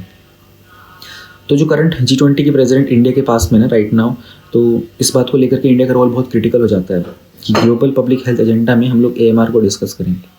इंडिया के कुछ कमिटमेंट हैं जो कि हम लोगों ने 3rd global high level ministerial conference में देखे थे AMR को लेकर के। तो वहाँ पर ना एक मस्कट मैनिफेस्टो की ऊपर बात की गई थी, जिसको 30 कंट्रीज़ ने अडॉप्ट किया था। ये रिसेंटली हुआ था 2022 में नवंबर में। अब ये जो मस्कट क्या है ना, मस्कट वो है ओमान की कैपिटल है। तो कोई लोकेशन वहाँ पर होती है, वहाँ पर किसी कॉन्फ्रेंस वगैरह होती है, कुछ अडॉप्ट किया जाता है तो उसके नाम पर रख देते हैं। तो जो मस्कट मैनिफेस्टो था, उसने कहा था कि हम लोगों को ना वन हेल्थ का जो कॉन्सेप्ट है, उसमें कुछ पॉलिटिकल कमिटमेंट्स पे काम करना पड़ेगा, यानी कि राजनीतिक तरीके के हमको संकल्प लेने पड़ेंगे, तभी हम लोग इस AMR के स्प्रेड को कंट्रोल कर पाएंगे। उन्होंने ये भी कहा था कि जो AMR का इम्पैक्ट ह्यूमन बींग्स पे होता है ना, उसके अलावा एनिमल्स पर भी होता है, हमें उसको भी हैंडल करना पड़ेगा। तो उस कॉन्फ्रेंस ने ना 3 हेल्थ टारगेट के ऊपर फोकस किया था। अभी तीनों हेल्थ टारगेट आपको पता होना चाहिए। उन्होंने कहा था कि एग्रीकल्चर का जो फूड सिस्टम है ना, उसके अंदर AMR, ये जो एंटी माइक्रोबियल्स होते हैं ना, जिनका हम लोग इस्तेमाल करते हैं, उसको 2030 तक हमें 30 से 50% तक कम करना होगा, यानी कि ऑलमोस्ट आधा करने की बात की गई थी। फिर उन्होंने कहा था कि जो एनिमल्स और फूड प्रोडक्शन के अंदर एंटी माइक्रोबियल हम लोग यूज़ करते हैं ना, वो मेडिकली इंपॉर्टेंट है ह्यूमन हेल्थ के लिए, उनको में मतलब एलिमिनेट करना पड़ सकता है। एंड उन्होंने ये भी कहा था 2030 तक 60% जो भी हमारे एंटीबायोटिक होते हैं ना ह्यूमन्स के लिए, वो WHO का जो एक्सेस ग्रुप ऑफ एंटीबायोटिक्स है ना, उसमें से हमें उनको एटलीस्ट इंश्योर करना पड़ेगा कि वो 60% तक आ जाएंगे। तो ये कुछ टारगेट सेटअप किए थे उन्होंने। देन स्वामीनाथन जी ने कहा था कि Indian union minister of state for Swaminathan ji नहीं, भारती जी हैं, उनका एक एड्रेस किया था उन्होंने। He is the union minister of state for health and family welfare. उन्होंने कहा था कि ये एक सीरियस ग्लोबल हेल्थ थ्रेट है एंड हम लोग इसको ओवरशैडो नहीं कर सकते, ये कहते हुए कि भाई हेल्थ की दूसरी प्रायोरिटीज़ भी हैं। एंड इंडिया की अपनी कमिटमेंट है कि हम लोग कुछ नए ड्रग्स के ऊपर सर्विलेंस भी कर रहे हैं, रिसर्च भी कर रहे हैं। हमारे कुछ प्लान्स हैं प्राइवेट सेक्टर को भी इसमें इंगेज करने के, और जो भी डेटा होगा WHO के ग्लास को दिया जाएगा। ग्लास के अंदर ना ग्लोबल एंटी माइक्रोबियल रेजिस्टेंस का डेटा कलेक्ट किया जाता है और उसको फिर सब लोग यूज़ करते हैं। हाई लेवल्स ऑफ रेजिस्टेंस देखने को मिले थे। WHO ने रिसेंटली अपना कुछ कंसर्न जताया था, इस बात को लेकर की चिंता जताई थी कि एंटीबायोटिक रेजिस्टेंस के ना कुछ पर्टिकुलर कंट्रीज में ज़्यादा इम्पैक्ट देखने को मिलता है। उन्होंने एग्जाम्पल दिया था साइप्रोफ्लॉक्सासिन का, ये कि एक एंटीबायोटिक ही होती है, तो ये यूरिनरी ट्रैक्ट के इन्फेक्शन होते हैं ना, उनको ट्रीट करने के लिए इसका इस्तेमाल किया जाता है एंटीबायोटिक का। तो WHO कह रहा था कि ना साइप्रोफ्लॉक्सासिन के ना कुछ रेजिस्टेंस देखने को मिले थे और वो डिफरेंट वेरी कर रहे थे। एक ई कोलाई होता है, उसमें इसका रेजिस्टेंस 8.4% से 92.9 तक देखने को मिला था इस पर्टिकुलर इन्फेक्शन के अगेंस्ट में। और एक बैक्टीरिया होता है जो के कारण बहुत सारे इन्फेक्शन हो जाते हैं, जैसे निमोनिया वगैरह, उसका नाम होता है लेब्सियला निमोनिया। उसमें इन्फेक्शन 4.1% से 79.4% तक देखने को मिले थे। तो ये लेवल ऑफ इन्फेक्शन की बात की जा रही है, इस लेवल तक देखने को मिलता है। तो जो एपिडेमिक है ना TB का, इसमें भी बहुत तरह का मल्टी ड्रग रेजिस्टेंस का इम्पैक्ट देखने को मिला था। पेशेंट्स के पास 60% से कम चांस होते हैं फिर रिकवरी के। अभी जो मस्केट मैनिफेस्टो है ना, इसमें हम लोग इस AMR क्राइसिस को बहुत हद तक हैंडल कर सकते हैं अगर हम इन 3 ग्राउंड ब्रेकिंग टारगेट्स को प्रमोट करेंगे और उनके ऊपर काम करेंगे। तो इस मैनिफेस्टो ने एनकरेज किया था कंट्रीज़ को कि अपने अपने नेशनल एक्शन प्लान्स के ऊपर काम करो एंड वन हेल्थ की अप्रोच को मेंटेन करके रखो। तो व्हाट वी कैन डू, इस अप्रोच से क्या फ़ायदा होगा ना, हम लोग बहुत इफेक्टिवली प्रिवेंट भी कर पाएंगे, प्रिडिक्ट भी कर पाएंगे, और AMR के कारण जो भी हेल्थ क्राइसिस होते हैं उनको डिटेक्ट भी कर पाएंगे। तो अगर हमें इसे टैकल करना होगा ना, हमें इसको कॉन्स्टेंटली मॉनिटर करना पड़ेगा कि कैसे एंटीबायोटिक्स का कंजम्पशन हो रहा है, हमें इनके टाइप्स को आइडेंटिफाई करना पड़ेगा एंड कितनी क्वांटिटीज़ में इनका इस्तेमाल किया जा रहा है। इसके अलावा हम लोगों को एग्रीकल्चर फूड सिस्टम में इनके कंपोनेंट के इस्तेमाल को भी कम करना पड़ेगा। कुछ साइंटिफिक एविडेंस से पता चला है कि जितने कम एंटीमाइक्रोबियल्स का इस्तेमाल किया जाता है ना, उतना ही कम हम लोग फिर ड्रग रेजिस्टेंस पे काम कर सकते हैं। कुछ कंट्रीज़ हैं, नीदरलैंड्स और थाईलैंड भी हैं, उन्होंने भी इसके ड्रग का जो यूजेज था ना, उसको 50% तक रिड्यूस कर दिया था।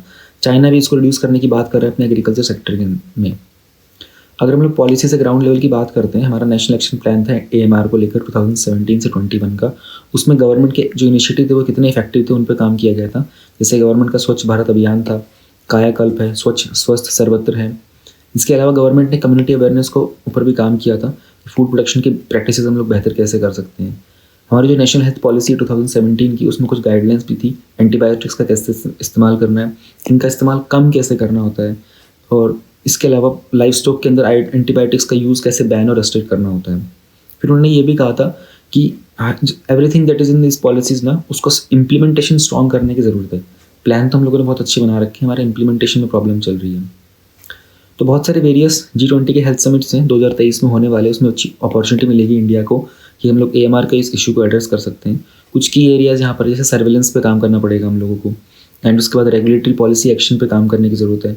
हम लोगों को एनिमल्स के अंदर इनका प्रमोशन कम करना पड़ेगा, गवर्नमेंट का इन्वेस्टमेंट बढ़ाना पड़ेगा, वैक्सीन्स का इस्तेमाल कैसे कर सकते हैं हम लोग इसके लिए, और हम लोग TB और जो ड्रग रेजिस्टेंस TB होता है ना, उससे भी कॉम्बैट करना पड़ेगा साथ में। ये टॉपिक इंपॉर्टेंट है, AMR को लेकर के हम लोगों ने विजन मैगजीन में भी काफ़ी कुछ आता रहता है, एंड मे बी कोई मेंस में क्वेश्चन आ सकता है इसका जल्दी ही।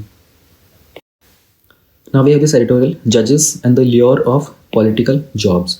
तो जजेस मतलब एक तरीके से आप कह सकते हो कि ये सेंट्रल गवर्नमेंट के साथ कनेक्टेड है, एक तरह की गवर्नमेंट जॉब में है और उसके बाद उनको कोई पॉलिटिकल जॉब भी मिल जाती है। इसे लिखा है AP शाह जी ने। ये दिल्ली हाई कोर्ट के चीफ जस्टिस रह चुके हैं और हमारा एक लॉ कमीशन जब बना था उसके फॉर्मर चेयरपर्सन भी थे। तो समझने की कोशिश करेंगे। इससे मिलता जुलता एडिटोरियल हम लोगों ने परसों पढ़ा था शायद, हाँ। तो उन्होंने कहा था कि जस्टिस L अब्दुल नज़ीर जो है ना, उनको ऑलमोस्ट 1 महीना भी नहीं हुआ है, वो सुप्रीम कोर्ट से रिटायर हुए थे एज ए जज और ना रिसेंटली उनको आंध्र प्रदेश का गवर्नर अपॉइंट कर दिया गया है। हम लोग, आपको याद होगा मैंने इसी टॉपिक पे बात की थी, किस तरीके से जजेस वगैरह जो होते हैं ना उनको अपॉइंट किया जाता है। तो उन्होंने कहा था कि ये कोई कोइंसिडेंस नहीं है, क्योंकि ही बिलीव्स कि जो कॉन्स्टिट्यूशनल बेंच बनाया गया था ना अयोध्या राम मंदिर के लैंड इशू के लिए, उसमें ये जो अब्दुल नज़ीर जी था ना, he was also part of it. तो ये कहना चाह रहे हैं, अब ये देखो ये जो पूरा का पूरा एडिटोरियल है ना, इसमें बहुत सारा क्लेम लगाया गया है, ठीक है, एक तरह का इल्ज़ाम लगाया गया है कैसे गवर्नमेंट मैनिपुलेट करती है जजेस वगैरह को। तो ये इनके अपने ओपिनियंस है, ध्यान रखना, मैं नहीं बोल रहा हूँ, जो लिखा है वही पढ़ रहे हैं हम लोग। इन्होंने कहा था कि जो नरेंद्र मोदी की गवर्नमेंट है ना 2014 से ही, तो ये तीसरा सुप्रीम कोर्ट जज है जिसको हाई प्रोफाइल पॉलिटिकल अपॉइंटमेंट दिया गया है। और कब दिया गया था? जस्टिस P सदाशिवम जो थे, ठीक है, उनको केरला का गवर्नर अपॉइंट किया गया था। मैंने ये हम लोगों ने टॉपिक कवर किया था, याद होगा। और जस्टिस रंजन गोगोई जो थे, इनको राज्यसभा का मेंबर अपॉइंट किया गया था। तो ये तो आप लोग जानते होंगे, justice Ranjan Gogoi was also the chief justice of India, ठीक है, and P Sathasivam was also the chief justice of India. तो ये जो अपॉइंटमेंट्स थे ना, ये इस बात पर सिग्नल करते हैं कि आप हायर जुडिशरी के अंदर आपको सूटेबली रिवॉर्ड किया जाएगा अगर आप हमारे फेवर में डिसीजंस लोगे तो इस तरह की प्रोवर्बियल कैरेट को हैंडल करने के लिए हम लोगों को कुछ मैटर पे काम करना पड़ेगा। And there is a corruption होता है जजेस के अंदर, है ना, एक कल्चर क्रिएट हो जाता है साइकोफेंसी का भी, क्योंकि हम लोग देख रहे हैं। तो उन्होंने कहा कि वर्स जो था ना, उसके कारण पब्लिक को बहुत प्रॉब्लम ये होती है ना जुडिशरी के अंदर, लोगों को ना इसका सबसे ज़्यादा वर्स नुकसान ये होता है कि लोगों को ना जुडिशरी में फेथ कम हो जाता है। तो कह रहे हैं 1980 के अंदर ना जस्टिस V तुलजापुरकर थे, उन्होंने कहा था कि अगर जज जो है ना अपने बुकीज़ वगैरह भेजना स्टार्ट करेंगे, कॉन्ग्रेचुलेट लेटर्स भेजना स्टार्ट करेंगे ना किसी पॉलिटिकल लीडर को उसकी पॉलिटिकल विक्ट्री पर, तो उसी के साथ हमारी इन चीज़ों के अंदर उसी से आप अजम कर सकते हो कि जुडिशरी के अंदर लोगों का जो कॉन्फिडेंस है ना वो चला जाएगा और एडुलेटरी टर्म्स के ऊपर काम स्टार्ट हो जाएगा यहाँ पे। चिपिंग अवे एट जुडिशरी, तो उन्होंने कहा कि जो गवर्नर की पोजीशन होती है ना वो लार्जली एक सेरेमोनियल पोजीशन ही होती है, लेकिन उन्होंने कहा कि इनफैक्ट ये एक पॉलिटिकल अपॉइंटमेंट भी होता है, क्योंकि जाहिर सी बात है गवर्नर को कौन अपॉइंट करता है? प्रेसिडेंट अपॉइंट करते हैं। प्रेसिडेंट किसके डिसीजन पर अपॉइंट करेंगे? कैबिनेट के डिसीजन के ऊपर, और कैबिनेट में कौन होते हैं? पॉलिटिकल लीडर्स होते हैं। तो किसी भी परिस्थिति में तो ऐसा लगता ही है कि ये रूलिंग पार्टी का एक स्ट्रेटजिक मिशन था। और अगर हम लोग लॉन्ग टर्म की बात करते हैं तो एक तरीके से अगर ऐसा चलता रहेगा, जजेस वगैरह जो हमें गवर्नर बनते रहेंगे, तो हमारी जुडिशरी को डिस्टेबलाइज कर देगा धीरे धीरे छोटे छोटे टुकड़ों के अंदर। And if you step back and observe, अगर आप थोड़ा पीछे जाकर के ऑब्जर्व करने की कोशिश करोगे ना, तो जुडिशरी एक्चुअल में वीक होती जा रही है। अब ये इन्होंने ऐसा कहा है, तो ये कहना चाह रहे हैं कि ये ऐसा कोई फर्स्ट टाइम नहीं हुआ है कि गवर्नमेंट ने, पहली बार कोई ऐसी गवर्नमेंट ऐसा नहीं कर रही है कि जजेस को इस तरीके से इस फैशन के अंदर ल्योर कर रही हैं। उनका कि कांग्रेस के द्वारा जो गवर्नमेंट थी ना, इंदिरा गांधी के टाइम पर, राजीव गांधी के टाइम पर, उन्होंने भी ये सब किया था। तो उन्होंने कहा कि लेकिन ये ना एक बहुत ही कावर्डली डिफेंस होगा ये कह देना कि ऑपोजिशन ने भी तो किया था और हम भी कर रहे हैं। तो आप एक गलत ट्रैक जो है ना उस पर जा रहे हो और एक गलत प्रेसिडेंस आगे के लिए सेटअप कर रहे हो। तो आप प्रेजेंट के जो ट्रांसलेशंस थे ना उनको भी एड्रेस करने की कोशिश नहीं कर रहे हो।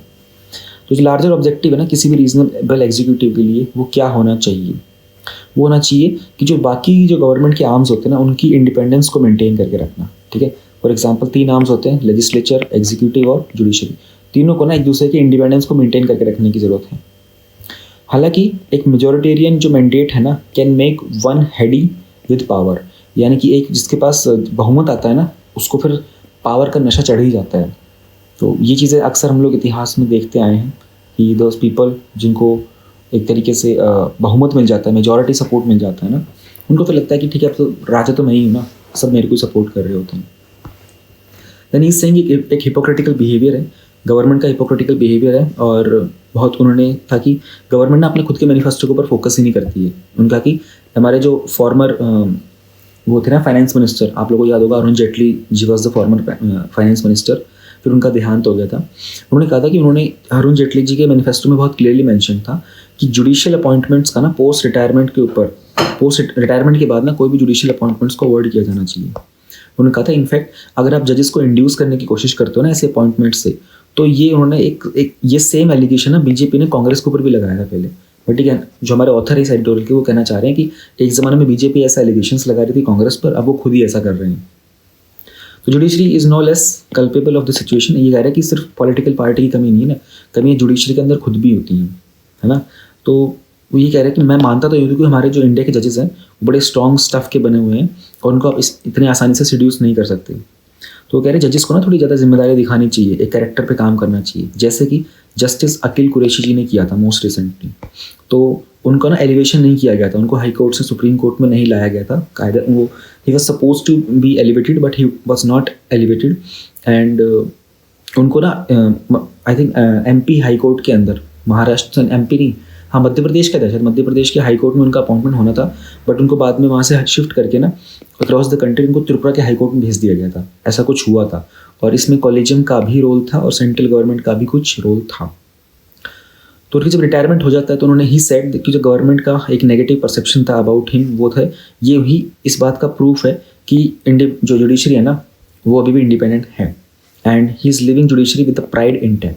तो एक जज की तारीफ भी की है यहाँ पर ऑथर ने कि उन्होंने किसी भी तरीके से अपने आप को झुकने नहीं दिया and he was not, nobody was able to seduce him. तो जजेस को भी जो गवर्नमेंट के हैंडआउट्स होते हैं उनको रिकॉग्नाइज करना पड़ेगा कि इस तरह के पॉलिटिकल अपॉइंटमेंट्स को वो सपोर्ट ना करें। इंडियन जुडिशरी को डिस्टिंग्विश करना पड़ेगा कि भाई पॉलिटिकल फेवर क्या होते हैं और पोस्ट रिटायरमेंट एम्प्लॉयमेंट की अपॉर्चुनिटीज़ क्या होती हैं।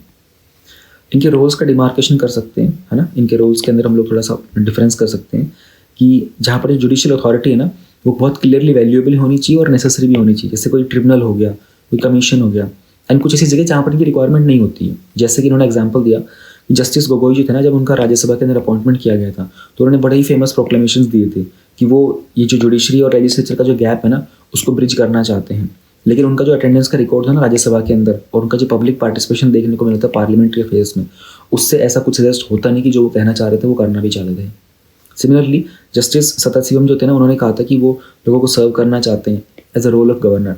तो जस्टिस सदाशिवम जो थे ना इनको केरला का गवर्नर बनाया गया था, बट श्योरली ऐसा कुछ ऑब्जेक्टिव अचीव भी नहीं कर पाए थे किसी भी तरह की दूसरी अपॉइंटमेंट से। तो कह रहे हैं कि अगर मे बी अगर वो किसी और पोजीशन पे होते तो शायद बेहतर कर पाते। आइडियली जो जुडिशियल कम्युनिटी होती है ना उनको एक कंसल्टेड डिसीजन लेने की ज़रूरत है एंड जो चीफ जस्टिस कॉन्फ्रेंस होती है ना उसमें ऐसा किया जा सकता है। जो प्लेनरी दे शुड एग्री कि जजेस को ना किसी भी तरह का अपॉइंटमेंट नहीं लेना चाहिए आफ्टर रिटायरमेंट, खासकर कि वो अपॉइंटमेंट जो पॉलिटिकल पैट्रोनेज से आ रहा होता है। उसके अलावा ये भी कहना चाह रहे हैं कि कूलिंग पीरियड सेटअप करो। जब ये जुडिशरी से रिटायरमेंट होते हैं ना तो कम से कम 2 साल तक इनको किसी भी तरह का कोई भी पोस्ट रिटायरमेंट रोल ना दिया जाए। एंड कहना चाह रही है अभी राइट ना जो चीफ जस्टिस ऑफ इंडिया है ना, जस्टिस अभी नहीं, सॉरी वो नहीं, ये DY चंद्रचूड़ होना चाहिए, ये YV क्यों लिखा हुआ है या फिर किसी और की बात कर रहे हैं। तो जस्टिस YV चंद्रचूड़ जी ने कहा था कि जो ग्रेटेस्ट डेंजर होता है ना जुडिशरी का वो उनके खुद के अंदर ही, इट लाइज विद इन। जो मेंबर्स होते हैं ना जुडिशरी के वो अपनी इंडिपेंडेंस को कॉम्प्रोमाइज़ नहीं कर सकते किसी भी तरह का पोस्ट रिटायरमेंट के लालच के अंदर आकर के। जब एक व्यक्ति जज बन जाता है ना तो उसको कुछ प्रोमिसेस फुलफिल करने होते हैं कि वो जुडिशरी को फेयरली और इंडिपेंडेंटली इंश्योर करेगा कि ऐसा प्रोसेस में वो काम करेगा। तो किसी भी कीमत पर इस तरह के प्रॉमिस को कॉम्प्रोमाइज़ नहीं किया जा सकता। हमारे जजेस जो हैं उनको टाइम टू टाइम रिमाइंड करना पड़ेगा कि उन लोगों का भारत के नागरिकों के साथ एक अनलिखा मतलब अनरिटन कॉन्ट्रैक्ट भी है, एक समझौता होता है जो लिखा हुआ नहीं है, इनकी समझ होनी चाहिए। तो बस इन्होंने कुछ चीज़ों को पॉइंट आउट करने की कोशिश की थी बहुत सुंदर तरीके से, कुछ एग्जाम्पल बड़े अच्छे दिए थे। एग्जाम्पल्स आप नोट डाउन कर लेना, आर्ग्यूमेंट्स देने में काम आते हैं। तो मैं ये कहूँगा कि इन्होंने आर्ग्यूमेंट्स एक्सट्रीम लेवल के दिए, बहुत स्ट्रॉन्ग आर्ग्यूमेंट्स दिए थे। ओके, तो हो गया हमारा ये वाला एडिटोरियल भी। हम लोग क्वेश्चन एनालिसिस कर रहे थे। क्वेश्चन 2017 के हम लोग क्वेश्चन सॉल्व कर रहे थे। 1, 2, 3 और 4 हम लोगों ने सॉल्व कर लिए थे। अभी हम लोग क्वेश्चन नंबर 5 और 6 सॉल्व करेंगे। तो हमारे पास क्वेश्चन नंबर 5 का ए पार्ट है, great ambition is the passion of a great character, those endowed with it may perform very good और वेरी गुड बैड और very bad acts, all depends on the principles which direct them. ये किसने कहा था? Napoleon Bonaparte ने कहा था। Stating examples mention करो the rulers who have harmed the society and country and the rulers who have worked for the development of society and country. तो statement दे दिया है और उसके बेसिस पर क्वेश्चन पूछा है। तो हमारा सिलेबस के अंदर जो एथिक्स एंड ह्यूमन इंटरफेस है वहाँ से ये टॉपिक बन के आता है और उसमें बुद्धिस्ट एथिक्स का हम लोग इस्तेमाल करके इसको सॉल्व कर सकते हैं। तो कहेंगे कि जो लिटरल मीनिंग है ना एम्बिशन का, वो है स्ट्रॉन्ग डिजायर टू डू और achieve something. This something may be either very good, very bad, or depends on the principles like means, ends, intentions, etc. followed for the same. If ambition lies in the vested interest, then it amounts to akushal karma, and which is prescribed by the Buddhist ethics and causes harm to society and country. But if it lies in the utilitarianism, then it leads to development of society or country.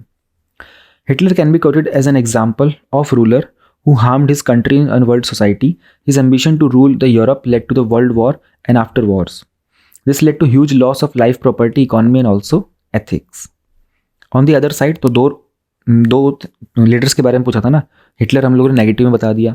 Other side Ashoka, दो initially he was driven by wrong means and ends, he later worked for the development of society in India.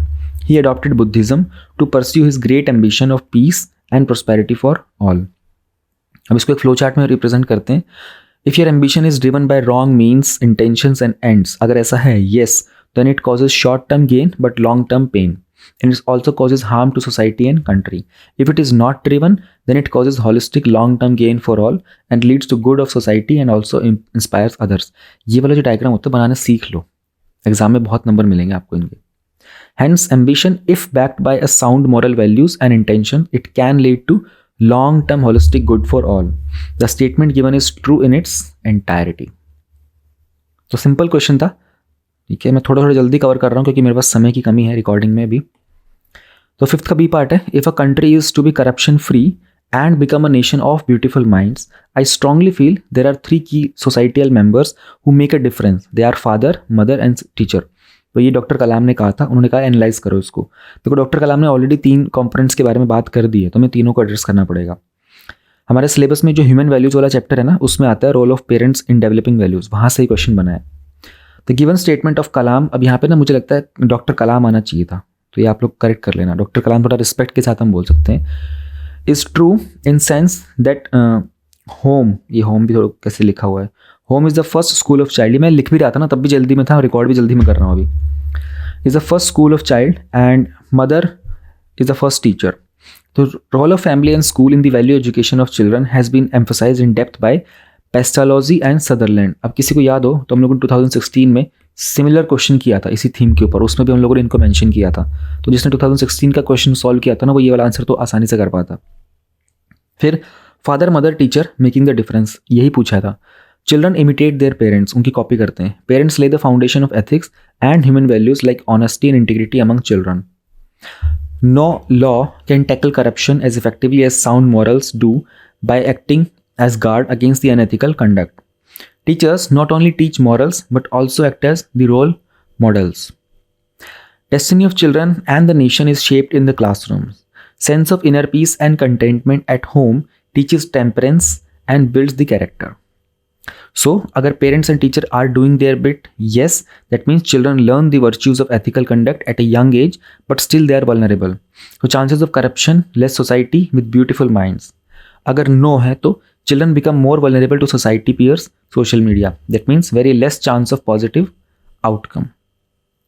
But society at large, peer groups, social media, television, and even the films, they play both negative and the positive role. Hence, there needs to be coordinated effort on part of all the stakeholders, including children themselves. Sorry. Question number 6 का हमारा A part है. How will you apply emotional intelligence in the administrative practices. Simple है, एक ही line में question पूछ लिया गया है.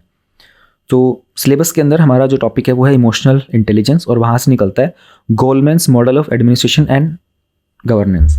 तो एज पर गोलमैन, ये हम लोगों ने EI में पहले भी यूज़ किया गोलमैन के बारे में. As per Goleman, emotional intelligence involves the ability to recognise, understand and manage your own emotions as well as the emotions of other people. Its components include self-awareness, self-regulation, empathy, social skills, and motivation. These are interlinked and interdependent. In admin practices, I will apply emotional intelligence by, उसने पूछा था how will you apply, तो वैसे ही being aware of my and my team's emotions so that I can regulate the same, building the team spirit, interpersonal communication, provide constructive feedback to increase the motivation in organization. Providing training to staff on emotional intelligence and leading from the front by setting examples will be another way to apply the same. As a public servant, I will empathize the public at large to build on administrative responsiveness, service delivery, grievance redressal, etc. Example भी दे देते हैं. During the team performance review, I will take into consideration empathy by putting myself in others' shoes, knowing a team member's situation, etc. and give constructive feedback. तो अपनी real life से ऐसा कोई example बनाकर दे सकते हो, या फिर आपका कुछ हुआ हो घटना, वो आप जानते हो किसी दूसरे के बारे में भी ऐसी सिचुएशन, वो भी एग्जाम्पल में दे सकते हो. Hence, application of EI, emotional intelligence, in the administrative practices can improve efficiency, transparency, and organizational motivation along with public service. Simple था. 6 का B पार्ट है, strength, peace and security. 3 components है. They are considered pillars of international relations. Elucidate this thing. तो हमारा syllabus के अंदर आता है public civil services values and ethics in the public administration. उसमें आता है ethical issues in IR, international relation and funding. वहाँ से ही क्वेश्चन बनता है सिलेबस के उस पार्ट से. तो कौटिल्या's अर्थशास्त्र explains the view on state, war, diplomacy, statecraft, strength, peace and security. अब कौटिल्य के अर्थशास्त्र के ऊपर हम लोगों का पहले भी एक प्रीवियस क्वेश्चन पढ़ा था हम लोगों ने, और कुछ समय पहले आई थिंक 2022 में या 21 में कोई प्रीलिम्स का क्वेश्चन भी बन रहा था ऐसा शायद. तो strength, peace, security, they are interlinked. If a country has strength, it can ensure its own security and it has responsibility to ensure world peace. This is because with great power comes great responsibility. This is true for USA. तो ये जो line है ये किस thinker की थी? ये thinker की लाइन भी हम लोगों ने की थी, याद होगा आप लोगों को. तो वो कितनी सारी चीज़ें रिपीट हो रही हैं, इसलिए प्रीवियस ईयर क्वेश्चन अगर सॉल्व कर लोगे ना, तुम्हारे मैंने कहा था 2023 से पहले सारे करके जाओगे ना, तो आने वाले नेक्स्ट 14 क्वेश्चंस में से तुम ऑलमोस्ट 7 to 8 तो प्रीवियस ईयर के बेसिस पर ही सॉल्व करने वाले हो. ऑलमोस्ट 50% से ऊपर पेपर सिर्फ इसके बेसिस पर कर दोगे solve. On the other hand, a country with less strength or military might suffer with challenges for ensuring security and plays small role in maintaining world peace. This affects the geopolitical status. This is true for many other nations. As pillars of international relations, क्योंकि उन्होंने यही पूछा था. So the quest for the territories and weapons for mass destruction are cause effect of strength. Lack of mutual benefit and the peaceful coexistence is fanned by the misuse of strength. Example, China uses its strength against India.